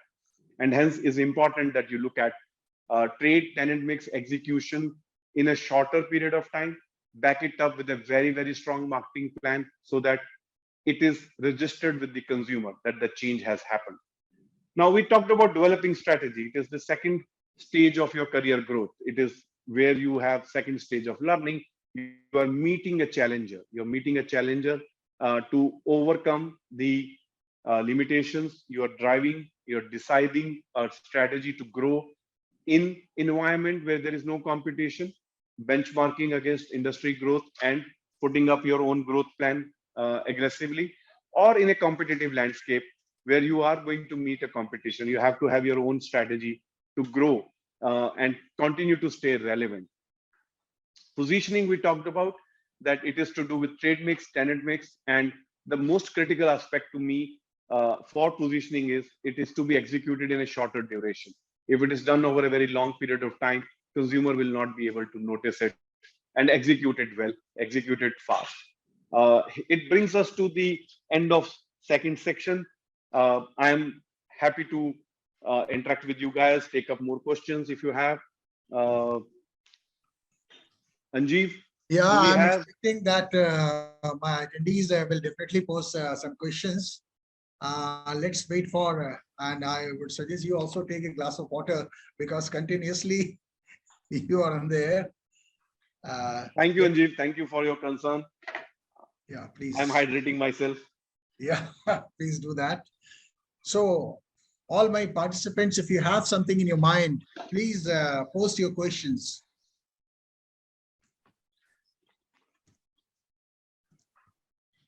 While you're thinking, I want to narrate another example of competitive landscape. If you remember early 2000, when DLF and MGF opened on MG Road, Gurgaon, that time there was hardly any malls across the country, but they still happened to open two malls right opposite each other. And if you see how they positioned themselves, both created good infrastructure. One went for modern trade mix, modern mall. The other went to South Delhi and said, can I bring South Delhi vibrancy to Gurgaon? Now, it worked beautifully. Both malls, for many years, till they faced a very large competition in that micro market, did very well. For, I think, more than a decade, they performed very well and still doing well in terms of consumption and the people who connect with them. But they took very different approach. One went to South Delhi and said, can I bring that vibrancy? Can I bring that richness to my mall, which exists in South Delhi? And can I present that to the inhabitants of Gurgaon? The other side, can I create a modern mall? And can I connect with the consumers accordingly? Now, what worked for them beautifully is that Gurgaon never had a very strong high street. It was a new emerging city. It was not having a high street, and hence the strategy worked. But they calculated the competitive landscape beautifully. They identified the gap beautifully. They both took very different positions. And this is not after 20 years of us being in existence. This was the very first set of malls which came up in India, and they did it very beautifully, and they did it very right. Rajneesh, we have got a question from Mr. Gopinath Kamble. His question is, how do we position tier 2 or tier 3 malls? Which kind of brand will help them flourish, and how to improve the brand mix gradually? I don't know if people at Tata Motors will be happy with my statement or not, but I believe a mall as a product or car as a product is an aspirational product, right? So when Tata Nano, and this is my personal analysis about that brand, when Tata Nano positioned it as a poor man's transport, it missed out to capture their aspiration of owning a car, right? Car is an aspirational product. You go, you do an aerial photo, and you know all that swastik and all that on bonnet is an excitement. It is an aspirational product. So I believe Nano could have done much better if Nano was positioned as a aspirational product for the poor. Not a poor can also afford a car, right? Similarly, when you look at mall, is a very aspirational product. It is not a product. Today also, when you talk internally or go to tier 2, people take pride. I go to this mall, you know. And I remember Abhishek Bansal was talking to me once. I said, what working for you in Dehradun? And he said, I made my mall pride of Dehradun. He said, I made it, I marketed it in a manner that people in Dehradun felt proud to have a mall in their city. Is an aspirational product. So what price point works? I don't think that the lower price point necessarily works in malls at tier 2. You have to be bold enough to push your price points up. Not take them too high to luxury, because then you do not have enough footfall in that category to support them. But if you see around the country, all tier 2s, Baroda, Ahmedabad, Indore, they all have uh, upper side of the band of premium brands and doing well. They may do a smaller store. They may do a different strategy on the product pricing. They may do a more category in the entry price point. They may reduce the upmarket product a little. They may fine tune to meet the aspirations of tier 2, but they work. When we started looking at Baroda tenant mix for Inorbit, we felt we have to be relevant, we have to be mid-price point, we have to be. And when the retailers started sharing their stories about how good they are doing through multi-brand and other channels in the city, we had to completely change. We pushed price point up. And today, the premium brands are doing very well for us in Baroda. And the local brands, which were picked from Baroda, they couldn't survive. They did very well on high street. I think this is another thing which most malls tried, and I have seen it doing very well only in 2 malls. So if you remember, Alpha tried Amritsari Bazaar in Amritsar, and Alpha tried Ahmedabadi Bazaar in Ahmedabad. And after a few years, they had to redo that entire space because customers said, I'm coming to a mall. I am not going to look at the same small shop and have the experience which I have in a high street. This experience when I'm coming to, I'm expecting a different kind of experience. The only place I have seen these kind of bazaars doing well is one, Jaipur. Something works in that city for these kind of brands. Either the developers have done a great financial model for them to work. The other place I have seen it working a little is one of the mall in Calcutta, where it used to be a good, at one time, it used to be looked upon as this category is an anchor. So not doing too much of local flavor, not doing too much of value engineering there. You are a mall, you are an aspirational product. All you need is 15-20% of the upwardly mobile population of the tier 2 city to come to you.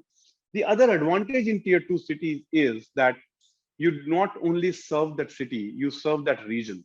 So for at least 30 to 40-minute drive time in the neighboring towns and smaller villages, the people who are doing good in agriculture or in any kind of trade, those families come up to you over a weekend. So there is a large market, there is a large consumer base available in tier 2. You can size your mall more appropriately, don't have to do a mega center there. You can be large enough for that micro market, but you can go up and you can be any fashion mall anywhere in the metro city. Rajneesh, I'm taking 2 questions together.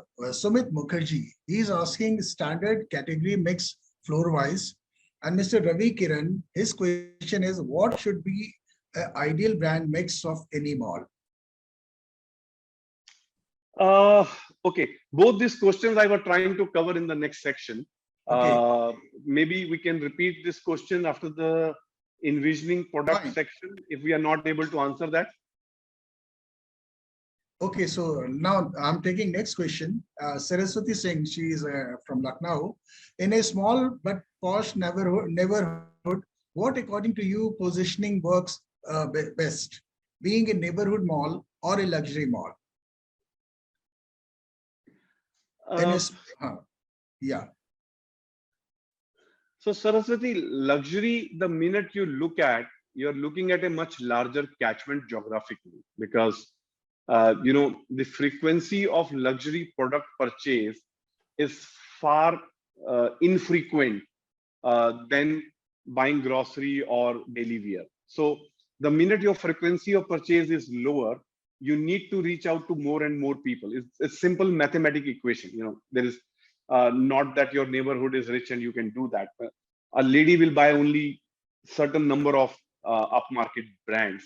So if you have to have a larger catchment, then it's very difficult to be a neighborhood mall, because you need to be positioned or located on a good infrastructure. The connectivity has to be good to a larger micro market.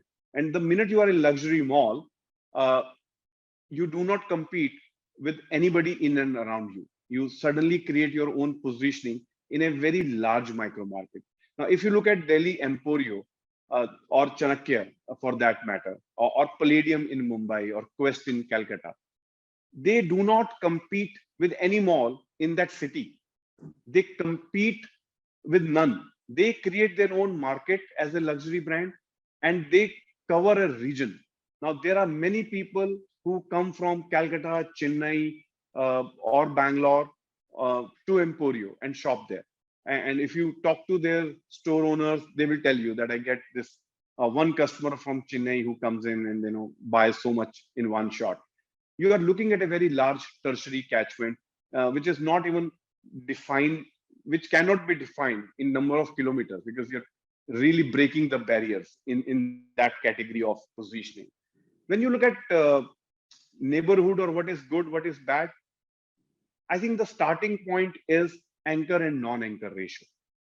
If you are on a weaker infrastructure, if you are in a very, very competitive landscape, you might like to do a little bigger allocation of space to anchors because they bring a lot of stability. They bring in a lot of efforts in marketing. They bring in a lot of efforts in their CRM, and hence they bring in people on a regular basis. On the contrary, if you are on a good wicket, you can reduce the anchor ratio, and Select has done that. I think their anchor ratio would be less than 40%, if I'm not mistaken, or maybe a little more. But it is no more 55, which is standard. If you look at larger malls, they all are in between 53% to 57% anchor. Some of the older malls, and like when we started Malad, it was an extended suburb of the city. We needed to pull people from a very long distance. We were as high as 78% anchor. And over the years, we have, changed the mix of anchor, and we are still in the process of changing the mix of anchor to make it far more competitive and relevant to a smaller catchment. So there are no right or wrong answers. There is no one thumb rule. I think you have to go back to benchmarking. You have to go back to the competitive landscape, and you have to go back to positioning, and then find your own answers. The next question is from Vamsi. She's from Trenchett Mall. Her question is, can you please shed light on current cinema scenario in market and future of cinemas? Well, I wish I had that kind of crystal gazing, but I can tell you from experience, when VCRs came, and we as kids used to borrow or lend 3 movies and watch it all overnight and give it back as a machine and the tapes back to the shop. It was a blooming business, and everybody thought, who will go to the theaters now, because I can sit in my quilt in North India and watch 3 movies overnight. But and then the VCRs came and the technology involved, and then Blu-ray came, and the Blu-ray came, and the home theater came. It was like 15-20 years back. It was called end of theater. Nobody will go to a theater. There is a there is a requirement to go out. There is a requirement to see things larger than life. The big screen has its charm. And if you see what cinemas are doing, they are changing the experiential part of it. And if you have noticed, movie going is the cheapest luxury available to a consumer. Okay, now let me explain that. If you have to buy a luxury bag, instead of buying 2,000 rupees bag, you will have to end up buying a 2 lakhs rupees bag. If you are going to movie, the decent experience you will get for 280 rupees a ticket. But if you go for a recliner and you go for a luxury experience, as a couple, you are paying 1,600 rupees. So 600 rupees versus 1,600 rupees, the delta is 1,000. And it makes it the cheapest luxury, because you cannot get a better movie experience and your delta is only 1,000 rupees. Now, in an urban environment where most of the people are earning 7-8 lakh rupees annual on the lower side and going up to whatever salaries they have, this 1,000 rupees doesn't matter so much. It is a luxurious experience, the cheapest luxury available. And if you see what pricing strategy the theaters have on the basic product, which is seat, they have lowered the prices.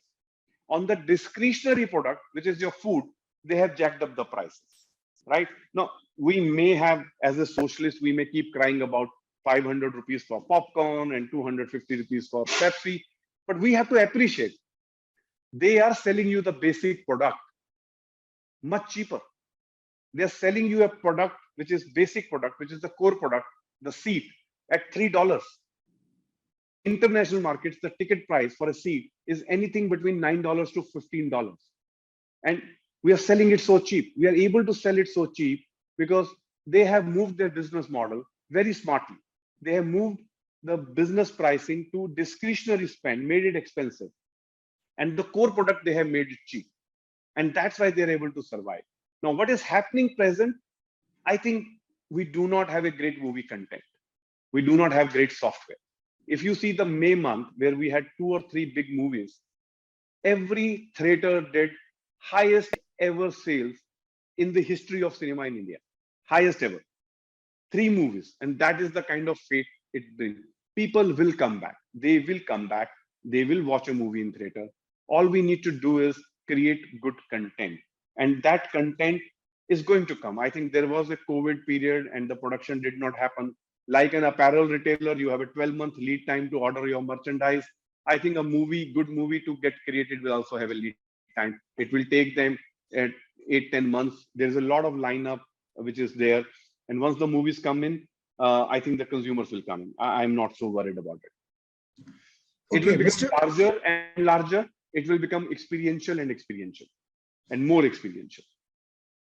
Rajneesh, Mr. Madhur Ladda, his question is, as a first mall in a city, how do you change the consumer behavior or perception that mall is not expensive and increase consumption, as the local retail is extremely strong in the city and there are more than 1,000 retail stores?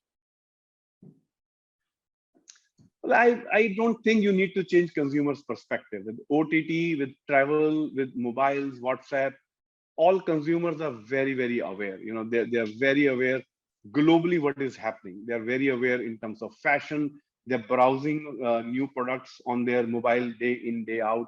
You know, it has become the favorite time pass for everyone to browse through the merchandise on their screens through Myntra or Ajio or Tata Click or wherever. So I think consumer is far evolved. If despite being first in a city, you are not able to attract, I think you need to do a complete benchmarking and study of your own infrastructure. Have you been able to create a great infrastructure to attract consumers to enjoy that property and enjoy their time in that space?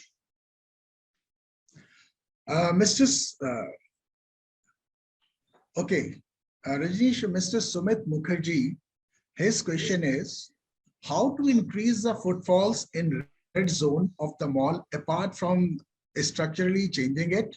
And does giving space to hypermarket in shopping mall make sense? Because hypermarket provides very low rental and the revenue share percentage is also low. Interesting question. First, coming to the red zone, each mall will somewhere have a comparative red zone. Okay. Now, the most successful mall, because red zone and green zone is comparative term, and you know, despite having great footfall, you may still be comparatively lower than certain part of the mall. Now, if you go to Dubai Mall, which gets 67 million visitors in a year, they still have 1 or 2 corridors where you will always find lesser footfall, right? And it's very visible. You go there and you can move around and you say, people don't come here. Now, you have to do tenant mix in a manner that people reach that corridor and they look forward to that product. In a market like Dubai or Singapore, where the lot of footfall is first-time footfall, because these are tourist-oriented cities, the challenges are very different than any of the Indian malls. The Indian malls have very high repeat customer. So if you make the change and if you communicate well, consumer will start finding the way to those stores. In a low footfall zone, F&B works very well. And because you can communicate about the product, you can communicate about the offering, and people will come up and look forward to food. Uh, it is not a great idea to pull impulse purchase categories in red zones, because they only do well when there is a lot of footfall around and you see something, you like it, you walk into the store. Uh, Anything which has more determined purchase habit, men's formal is always seen in that category, that men's know that I need few shirts and they will find wherever those 3, 4, 5 formal wear guys are. So categories like food, categories which are more determined purchase habit, works very well in red zones. And red zones does not mean it is a dead zone. It is just within your mall footfall comparative of a high footfall area and a low footfall area. And that's how you have to look at it. Coming to hypermarket in last 20 years have gone through its own journey. You know, started with a certain size, went up to certain size, came down to a very small size now. But it also has gone through a very different journey in terms of the online ordering. And what COVID has done is that every grocery player has strengthened their ability to deliver at a much faster pace. Since the beginning of pandemic, I don't remember me and my wife going out and buying grocery. But we are just us, we don't represent 130 crore Indians. But hypermarket has gone through a change. So certain gourmet stores which need to bring in people who enjoy cooking can be a better solution or can be a relevant solution. Hypermarket has another journey, which when the hypermarkets came, the food section and the FMCG section was only 7 to 10,000 square feet or 15,000 square feet. What was filling that in was the general merchandise, the plasticware, the kitchenware, the bathroomware, the mats, the brooms and various things. All of those which are called general merchandise has moved to Amazon. Now today, if you have to buy a brush, you will not go to a hypermarket. You will just open your mobile, order it. So general merchandise has gone out, kitchenware has gone out a little, and hence the connect of a hypermarket to the consumer has reduced. And hence you have to look at what size you have to do in your mall. Now again, rent loss leader, yes, they are, because they can't pay you, not that they don't wish to. One has to take with that, you have to take that truth with a pinch of salt, saying this category will not pay me so much of rental, but will pull people into certain corner where otherwise I may not be able to pull people, will get me footfall on a weekday, which otherwise I may not get. And it completes my offering. Now you also have toilets in your mall, and sometimes the sum total of your toilet area will be more than the hypermarket area that you have, and you get no rental and you have a maintenance cost on that. But you are doing it to complete the offering of the mall and make it a wholesome experience for the consumer. Rajneesh, Mr. Amit Kumar Sharma, he has a question. His question is, what should be a good repositioning of a mall being single in city and no near future competition? Amit Sharma. If you are looking at in a micro market where you are the only mall and you are doing well, now my starting assumption is you are doing well, then you have to marry yourself with the growth in prosperity of your micro market and your consumer, and continuously keep pushing the prices up to stay growing. If you can add more space so that your mall becomes bigger and extends its boundaries in terms of catchment area. Well, one question, the sender is anonymous attendee. Is OTT disturbing the footfalls in the mall cinema? I don't believe so. What I am hearing, and the way, if you have experienced OTT, is a self-destruction business model. So if you have recently noticed, the Disney Hotstar has started putting ads, right? Suddenly you are watching a program and there are like 1, 2, 3 ads come in. You can't change the channel, which otherwise you have an option in TV. You can't skip it because they don't allow you. So their business model on subscription is very difficult to allow them to continuously produce new content, which is exclusive for them. They burnt money to gain market share, to get subscription. Secondly, today, if you talk to any of your friends, despite having 500 TV channels, despite having 7 different OTT platforms on your smart TV, and certain broadband operators giving you free access to all of them, and sometimes you also, and yet on a Sunday afternoon, you sit there in front of TV and say, what to watch? And then you end up watching some movie that you have seen 30 times in past, because that's the safest bet, right? You have a need to go out. You have a need to go. And why do people go out and watch a match in the humid, sweaty environment where you can't even see the ball? At times you have to wonder where others are looking so that you know where the ball has gone. But you go there for the energy of it. You go there for the grandness of it. And you go there for the experience of it. In a similar manner, you will continue to go to movie theater. If you take the good performing movie in India, right? And I'm leaving Bahubali out of it because that was an exception. That was a black swan. But if you look at a good performing movie in India, it generates a revenue of 300 to 400 crore in a population base of 130 crore, right? Can you imagine how much per person spend as a country we are doing on movies?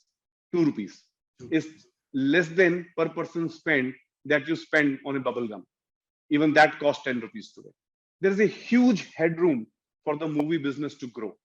As there is more exhibition centers, as there is more collection coming in, as there is more money available to the producer, you will see more and more content, higher quality content, better content being created, and that will feed more footfall to the cinema and better revenues to the cinema. If you are a believer of movies, whenever there is an opportunity, buy Inox and PVR shares.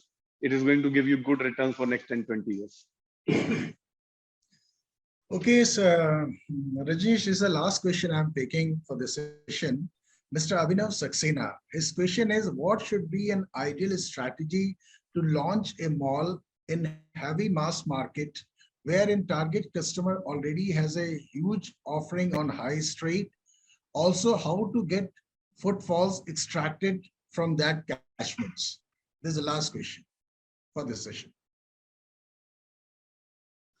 So if there is a footfall available, people will migrate to a mall because you provide a better infrastructure. You provide a more aspirational space.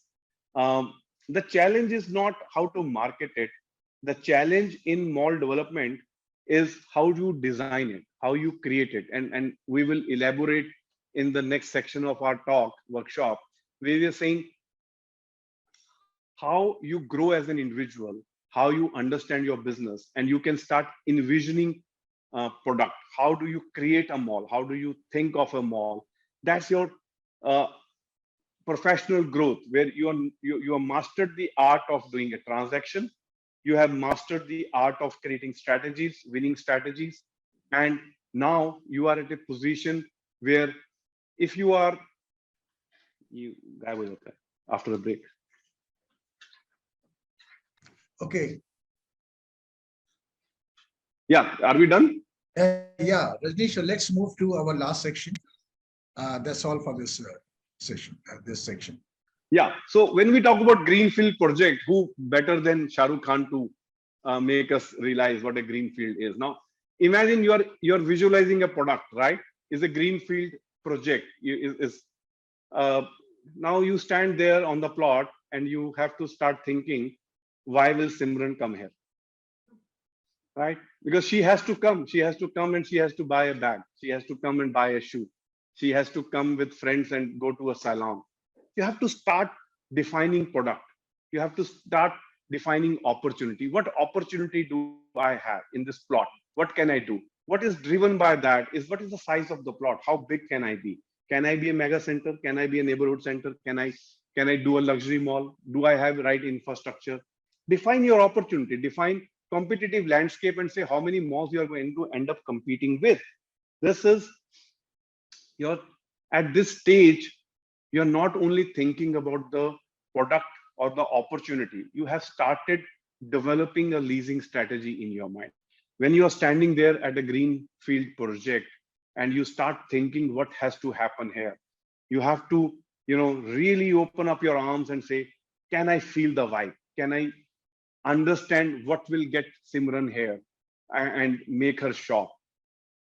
Is the first step in a greenfield project. Now, if you look at some of the uh, opportunities that we did in past, outskirts of the city, and we couldn't make the dent because uh, maybe the opportunity was not so large enough, or the product was not good enough.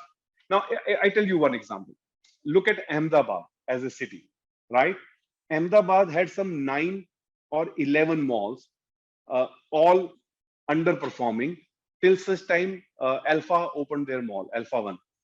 And it was a redefining of the landscape. The city, which was called the graveyard of malls, 9 or 10 people couldn't make so much of difference to the consumption. So somebody asked me a question, what if you are the first one in a tier 2 market? It doesn't matter. Are you good enough is what matters. The minute Alpha came with a large floor plate, uh, very, very structured mall, they created an opportunity. They created an opportunity.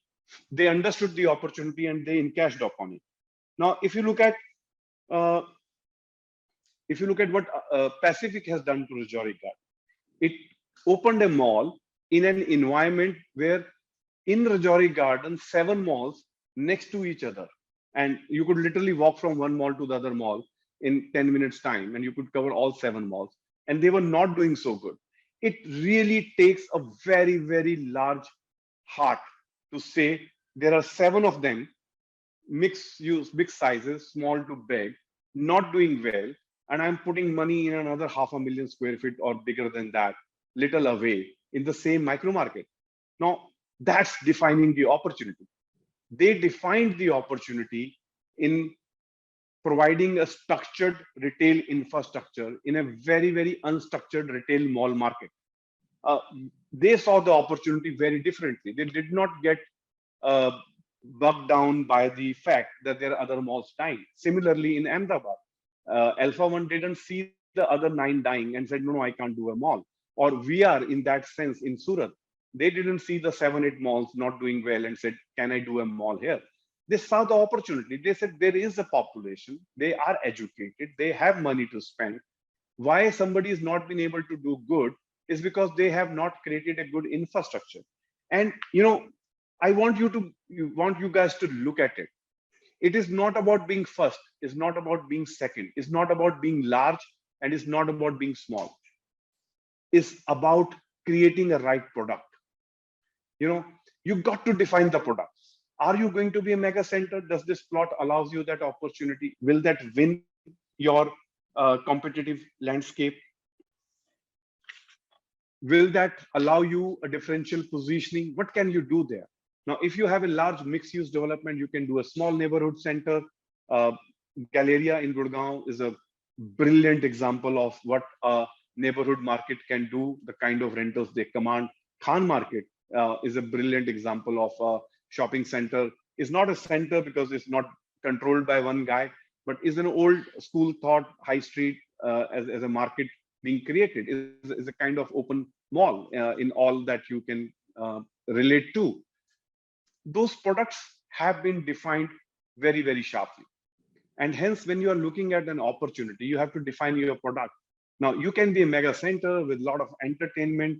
You can be a jewel at Changi, which is saying in a market which has so many good products. Can I create something at airport for people who are transiting? They change the visa policy around it so that people can step out and do shopping. And they created a product in a manner which is so very different. The highest man-made waterfall, the forest, the things around it. You see an opportunity and you create a product. Cyber Hub, brilliant example of that. You carve out a niche in a category and you create such a brilliant infrastructure in a market. You've got to define the product so sharply. We talked about, and I parked that question for later. When you have defined the opportunity, when you have understood the opportunity, when you have understood why Simran will come and why Simran's friend will come, and you create a product which is relevant to Simran, right?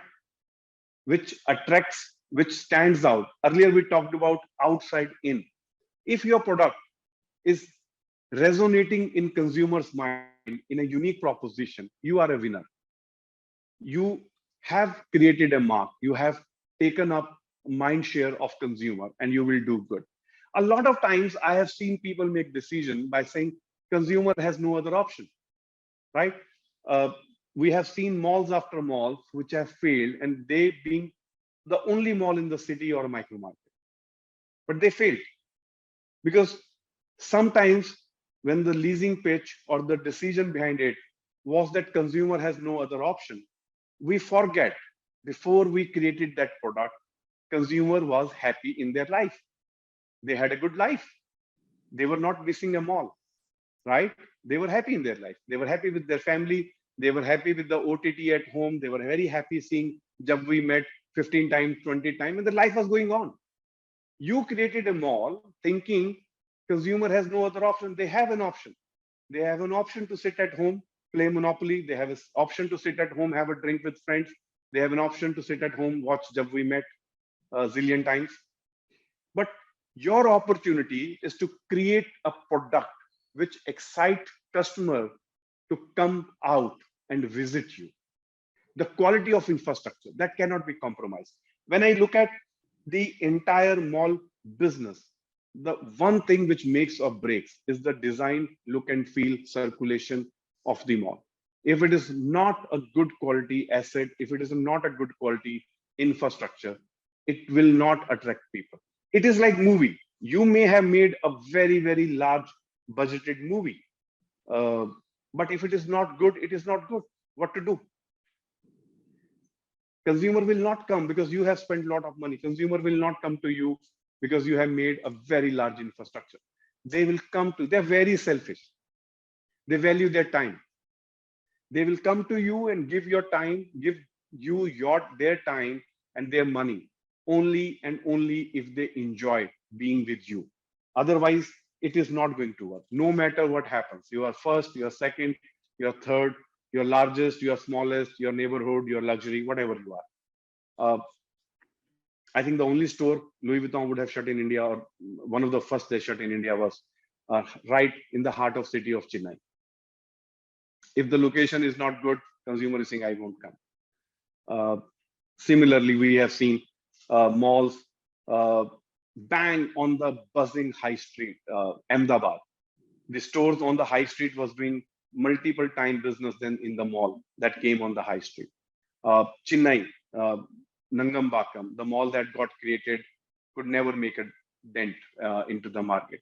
A very large center created on LBS Marg in, or rather two of them created on LBS Marg in Mumbai, nearly million each, never succeeded, despite their size, despite a good infrastructure. The property has to attract people. The property has to give a good experience, and you have to define product. When you look at space, planning is a very critical aspect of creating business. There is no one standard layout that can work. Now, if you look at Promenade in Delhi, I find it a brilliant example of solving the challenge. Now, any mall owner's nightmare to have a jumping jack kind of a layout, right? You will relate to it if you see the picture of mall. But they have such beautiful intervention in terms of circulation, providing connect on the 4 different corners.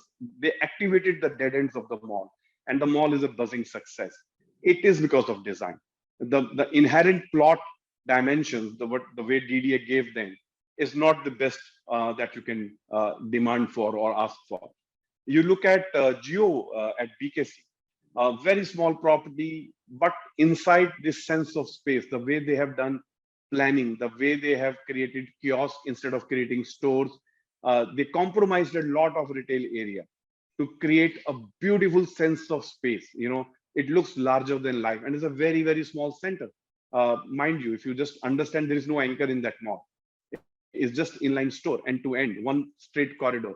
But look at the way the space has been treated, the way you look at the space inside, and it gives you a sense that it is 5-6 lakh square feet mall. You look at Nexus Bhubaneswar, very square plot, very difficult to treat, is another nightmare in terms of land dimensions. The way beautifully they cut the corridor diagonally, creating different sizes of the stores, creating more corridor space. It's a beautiful design intervention, space planning intervention. A lot of times, if we do not define the positioning, if we do not define the opportunity, we will not be able to tell architects what we are looking at. You got to define those things so closely that the architects are able to give you executable plan. The sense of space, the sense of connect is very, very critical in space planning. The sense of product that you want to bring out, the selection of materials, the spacing is very critical. The sizes of the store, when you're looking at, you suddenly create a mall where you have sizes of the store which does not mix or match with your trade and tenant mix. Disaster. You have the mall, and it is not going to provide you alignment with the trade and tenant mix and the positioning that you have in mind. It goes for a toss. When you look at any kind of envisioning, and that's why a leasing person and not an architect's scope, a leasing person's scope to evolve themselves, to define the product, the opportunity, and see standing there in the green field like Shah Rukh Khan and sensing it out, what is going to work here? Is it a mega center? Will people ask for a larger space? Is it a mid-sized center? People will ask for a mid-sized store. How do I define my store? How do I define my trade and tenant mix and anchor ratios? It's very, very important that you decide that. If you are in small center, maybe you can do a better anchor ratio because it will give you immunity against bigger competition coming in later. If you are a mega center, you can balance it out very, very well. If you're a mid-size, you can little underdo anchors and do more inline because you want to increase the offering. We talked about that I may take 2 suites, but I like to see 26 options on buffet. So if you are a mid-size, do smaller anchor, do more inline, your offering goes up. Then you got to decide how much of apparel, non-apparel, what within apparel, what non-apparel, which category to do over, which category to underplay. Like I gave you an example. In Orbit, we decided we will not do kids apparel. We realized that there is so much more to do that we can let go of this category. Is it a male-dominated market, or is this a women-dominated market? Or are you creating a product which is dominated by women, or which is like Hyderabad? Largely, the way I see is a male-dominated market. And in apparel, that categories do very well. So when was leasing the center out, they were so strong that the demand from the menswear was so strong that when we opened the mall, we realized we don't have enough for women.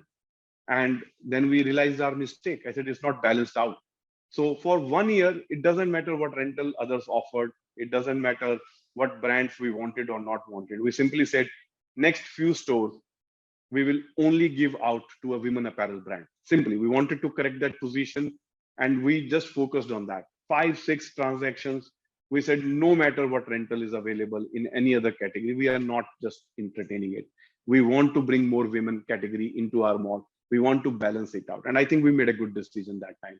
It really started showing results after some time, and the mall started reaching out to larger audience. The trade and tenant mix also, has to be designed in terms of looking at how you are activating and connecting to your primary catchment, which is your immediate neighborhood, how you're activating the secondary catchment. And a hypermarket or a multiplex plays a big role. If you have a good quality hypermarket, if you have a good quality multiplex, it activates your secondary catchment. I remember when Inox redid this cinema with us in Malad, we were able to activate tertiary catchment also, because there were certain formats which were not available outside that center, like a 270-degree screen, which is only available in entire Mumbai. So if you understand that technology, if you are a customer who enjoys that technology, this format is able to activate a tertiary catchment for me. People only for that product will come all the way to us. And the pricing of the products, what price range you are playing. You are playing on the lower band, you are playing on the middle band, you are playing on the premium brand, or you're going up to bridge to luxury or luxury. Now, there's a very interesting thing about those who are interested in reading books. There's a book called Confession of a Pricing Man, right? This gentleman specializes in pricing the product. So if you look at Apple, Apple has generally 3 models. One of them is so useless that you just don't want to buy it.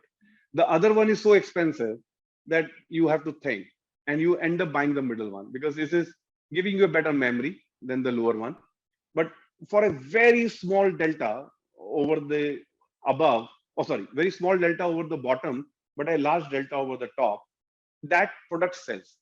So moonlighting is what TCS and other companies are facing these days, that people are working in multiple companies.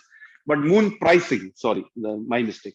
So moon pricing works very well, and certain brands that do it so smartly.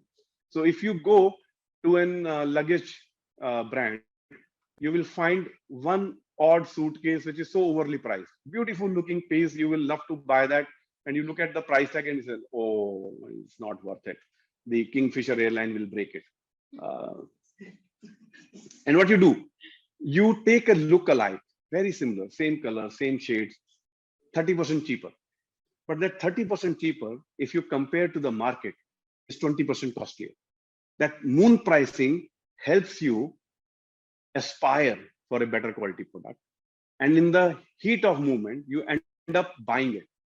When you do your zoning, or when you do your tenant mix, is very, very important that entry points of the customer are put little higher in price point, right?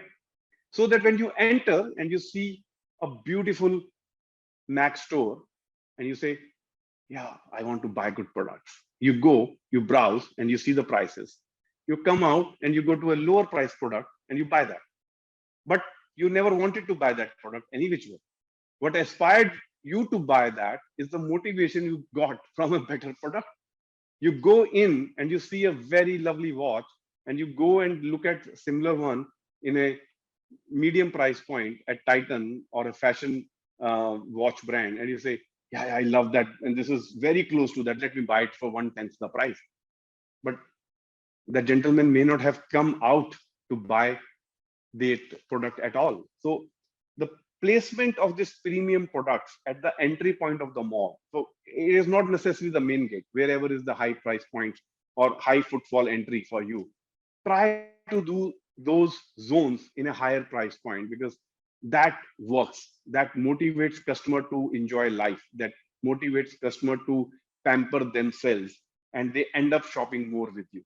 It's just the psychology. It's just, why Bata always says 999.95. The 5 paisa doesn't make you poorer or them richer, but it's just priced that way. They don't want to call it 100 or 1,000 rupee shoe. Is the pricing, is the mindset. You're playing with the mind. You're priming the customer to start pampering themselves. And a role of this entire tenant mix is to make sure that you enhance the consumption in the property. That's the primary objective of leasing it out. Now, zoning is not about slicing or dicing the mall into various zones. That's not the role of a zoning. Role of the zoning is to bring the entire jigsaw puzzle together and fit them in a very harmonious manner, in a complementing manner, and fit in the tenant mix that you need to fit in. Now, suddenly, if you have done certain category and decided to overdo a certain category, then maybe you do not have the entire space on ground floor for that category, and you have to play with categories going up and down. Now, also, it is not necessary that you put all the shoe brands in one category, one place, and you put all the menswear in one place. and you put all the women wear in one place. It's not necessary. That works in a certain environment, but it's not a mandatory way of zoning it. So certain properties which have physical barriers or physical division, like for example, in orbit Malad for us, it has wings, right? Not what you have after Bull, Red Bull, but it has two wings from the atrium. If you look at in orbit Vashi, again, it has two wings around the atrium. But if you look at Hyderabad, it has a very harmonious zone, which is one atrium. Or for that example, if you look at ambience in Vasant Kunj, it has two atriums, two different corridors. So it is somehow divided into multiple zones. Whereas Promenade is just one spine in the middle, and then you have four different wings. Now, when you have this kind of wings and you have this physical zone, is easy to zone certain categories in those wings, because then customer knows that this kind of product is available in this kind of wing. It kind of takes care of your red dot. But if you have a more harmonious circulation, then you don't require that kind of hard zoning. Then you can look at complementing price points, a complementing set of consumers, and you can look at certain complementing brand positioning. A fashion-oriented brands can come together, whether it is in a category of shoe, whether it is a category of bags, watches, whichever category. But a fashion-oriented products can come on one floor. The other kind of shoes can and the products can go into the other zone. So zoning, there is no right or wrong answer. Again, your physical spaces should mandate how you bring all that you want to do together in a harmonious manner. We talked about that impulse purchases. There are categories which are beautiful in their products, and they do enhance impulse purchasing, and those categories should be given special attention, because it needs high footfall. The higher the footfall, the higher chances of people doing window shopping and stepping into the products which are impulsive in nature in terms of their planning.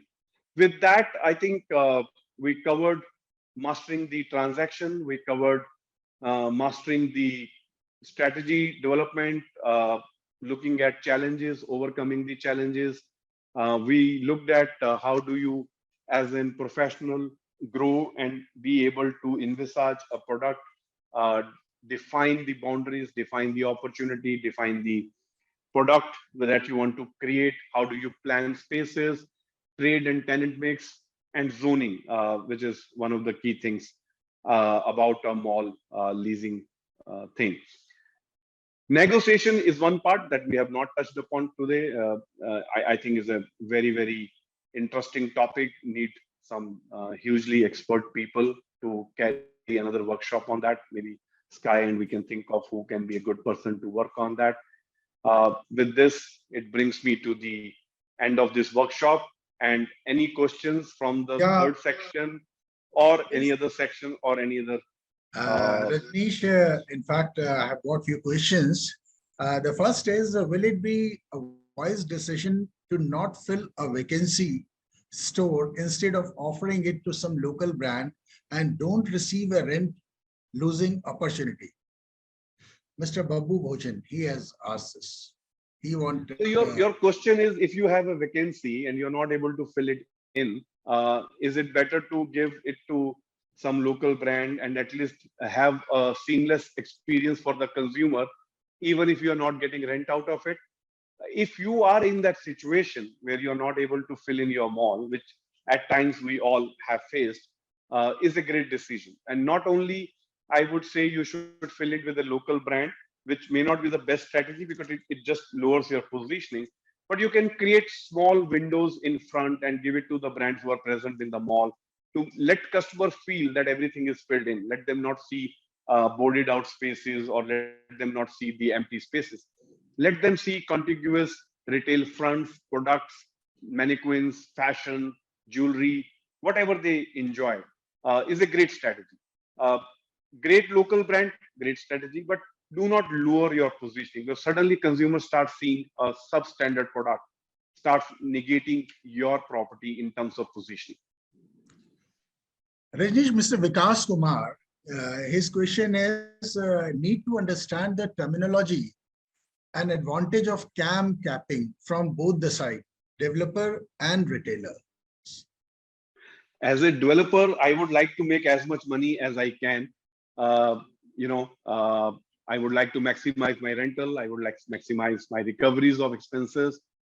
But if you need a tenant, and if that tenant brings value to your property, brings stability to your property, if that tenant brings new set of consumers, then you have to balance out the tangible financial loss with intangible consumption gain and see if it is good for your mall or not. There is no right or wrong answer about it. Mr. Vijayan K. He has written, thank you, Rajneesh, for the wonderful session. I would like you to give your views on the outstanding payments of rental, CAM, and other utility charges normally the retailers used to hold. How can we enforce them to make these payments as a statutory payment, like the salary of their employees? Interesting question. We have faced that kind of thing last 2-3 years, especially in COVID, where financials have not been the best for the retailer. What is my view about it?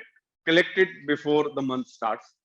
If you can process your bills on 25th of the month end and for the upcoming month, and you can collect it by 1st, nothing like it. I would love to do that. Can't do that. But as much as you can collect is the business we are in. So what is our business? Our business is to collect rent, to gain rent. Now, the reason I have been saying that maximizing rent is not the objective, because it's a byproduct of good consumption center. That's a different approach to the rent, but it doesn't mean that rent is not important. If you are able to collect more rent, you are able to invest back into your business. You can create more centers. It can be a self-funding business growth. There can be two reasons why you are not able to collect your rent. One, the center is not performing, and hence you have to work on that more than working on collection of rent. Because if the center is performing, a retailer would not like to delay your payment to jeopardize their occupancy in your mall. That is one. You have to work hard on bringing in consumption and consumer. Two, there could be inefficiency in the team that we have. And at times we need to address that and bring in strong processes, better reports, so that we know where we stand and whom to target and whom to communicate about collection. So if center is performing well, then we have to address the inefficiencies or the procedural delays or our own window or view of the outstanding concept, and make sure that we are able to see what is outstanding and how much is to be collected. And if center is not doing well, then we have to focus on center and make sure that we bring up the consumption so that the rental starts coming on time. Mr. Tirumurthy D, his question is, in fact, he's asking, what are your views on the influx of international brands and their performance in India? Do you feel that these brands strike the right chord with our population? So, international or national, as an industry, we need more brands. We need more brands. We need more the brands, more the consumption. Customer will come out more often. They will purchase more often. It's just self-fueling cycle when you have more brands coming in. There was a time when men typically would have 2 pair of shoes, one for home, one for outdoor, and then we added another for denims, and now typically a fashion-oriented man will have 10-12 pair of shoes, for an evening party and a club and this and that, a lot of things. More products, more education around fashion, more communication around coordinated attire, dressing sense, will increase consumption. It brings in more peer pressure. It makes people more educated about fashion sense. They consume more. Is good for industry. Now, I can sense why you asked this question. One, some of these brands are very high-headed and they believe they can make fortune for you, and hence they don't want to pay fairly. If they are able to do that, they have all the rights to do it. They deserve it. And if they are not, they will leave the country. And if you look at last 15, 18 years of history, there are more than 200 brands, international brands, who came to India and they just packed their bags and went away. Uh, it's difficult to go to a new geography, understand the cultural nuances, understand the price points, understand the geographical spread, find your right strategy in terms of expansion, and make it work. It's not an easy task. You're just by saying I'm an international brand, it doesn't work. Uh, for example, Esprit as a European brand failed 3 times in UK. They just couldn't penetrate. They 3 times they tried to win UK, they couldn't. They failed, and I think they're still not very strong in UK. So coming to India, which is culturally very different, is a very different ball game. One mistake which I believe all brands are making is that they want to repeat their success. They don't want to recreate their success in a country. They don't understand that population base of India is as high as entire Europe, or maybe bigger than that. So when you're looking at a complete continent, you just can't say what works for me in this country will work here, and as a brand I cannot do any deviation. You have to come to India and you have to go through a journey that you have gone through in 20, 25, 30 years in your own geography. Most of the brands, fashion brands, who take 5,000, 10,000, 15,000 square feet spaces in Europe, they have not done that from day one.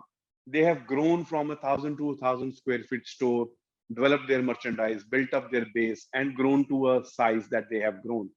I think they have to relive that journey here in India. They have to understand India. They have to understand price point in India. They have to understand fashion sense in India. They have to educate Indians about fashion and recreate their success. Over the years, they will be able to do bigger store. But if they want to come, the cost will be very high. The margins will be low. The investment upfront will be very high, and is a recipe for disaster as I see it. Kiran Putra, the question is, so when a ready mall where we could see the luxury brands not performing well without cinema and good restaurant, and in a few months, the case will change the scenario with a large multiplex and few great restaurants in the market. Should rethink about our positioning, or should we wait the launch of multiplex plus restaurant? Hi, Kiran. Good to hear from you. uh, See, if we talked about that growth planning, if you are clear that there are certain set of people and certain section of mall is not doing well because you do not have the operating license from multiplex, and that situation is going to change, I think then it's a matter of have patience and stick to your strategy and handhold your partners and make sure that they are not in that zone where they are losing cash and reinvesting into store, because that's kind of a trigger point for them to start thinking, should I stay or should I not stay? That needs that kind of patience. Then you don't have to worry about your strategy. And if you have realized that the price point that you have gathered is not the best price point, and despite multiplex opening or restaurants opening, it may not fly, it's a great time. One of my senior colleagues used to say in Barista, there is never a wrong time to do the right thing. So if you have realized it is not the price point which will work, why wait for cinema to open? Just make your corrective changes. Mr. Prashant Garg, what psychology or standard is used to place which brands to which floor? As I read somewhere that men's clothing is placed on ground floor, as men are more or less excited or lazy to do shopping. Please do tell, especially for food court. So we talked about zoning, Prashant. It's not about what. So typically, your first floor will have 65-70% of the footfall that ground floor will have. And as you keep going up, your footfall will keep dropping another 20-25% floor by floor. And hence, impulse purchase categories are better placed on the lower floor because they get to have more eyeballs and they get to see more people passing by them. More decided, more determined purchases can be pushed up. One of the reason the home category is always pushed up because if you are doing up your home, you are very sure what you want or you want to explore, you will find a way. It is not an impulse purchase. I will not walk down a window and say, oh, I love this sofa and I want to buy it. Very rarely that happens. You have to have a house in Chennai or Delhi where there is endless space to buy a sofa. You can do that. In Mumbai, if you buy a sofa, you may have to throw some family member out. Uh, that's the kind of category it is. So whatever is driven by higher footfall impulse should be on the lower floors. Whatever is driven more by the determined purchase pattern should go up, because as you go up vertically, the footfall will keep dropping. Unless you have some very strong magnets on the upper floors, like multiplex, and not necessarily the multiplex are put on top because they pull people. It is also put on the top because infrastructure wise, having large span of ceiling, you don't want to put more weight above those high ceilings and large span of columnless ceilings. So it is also done more from an infrastructure point of view. It's easy to put those large halls on the top of the mall than down to the bottom. But anything which is determined purchase can go up, and anything which is impulse should stay down. Well, Mr. Babu Bhojan, his question is, can a mall and its brands change the culture of a region? Are they capable like infusing Western cultures? If so, your suggestion. And large infrastructure like this does infuse a lot of changes to the society. I remember when in the smaller towns, when you opened a 5.5 lakh square feet of mall, and the existing high street was hardly 50,000 square feet of all brands put together. It brings a huge change in consumption. It brings in a huge change in terms of how you socially gather. We did a survey in Baroda, and other than hanging around at In-Orbit, people said the second most hangout for them was a bridge recently created. And you're creating opportunities for people to connect with each other. You're creating opportunities for people to come out and spend time together. The minute you put a bowling lane, there are friends who are coming out instead of hanging around and smoking around on a bridge. They're coming out and they are playing a bowling. So it is inducing some kind of social change. It is inducing certain kind of fashion sense. It is inducing how you spend your time, how you relate to yourself, to your society. So it does bring a lot of changes. Now, can you influence them? I'm not very sure. I don't think mall developers are Steve Jobs who can change the world and buying habits. But the largeness of these infrastructure, any which way, does bring a lot of changes. So that's all, Rajneesh. We had a very interesting and very enlightening session. I thank you, Rajneesh, for sparing your precious time. And in fact, you presented, I would not be wrong to say that you presented a Bible of leasing. Everyone, all our viewers and attendees must have learned a lot from this session. Thank you, Anjeev. I was worried how to fill in 3 hours, but as I can see, most of our attendance has stayed through the session. I take it as a compliment. Thank you guys for sparing your time on a Friday afternoon. I request all my participants, please send their views about this session to Sunil Pai. His ID is sunil.p@sky.in. So with this, we conclude our today's session and shall be meeting again very shortly. Thank you, everyone.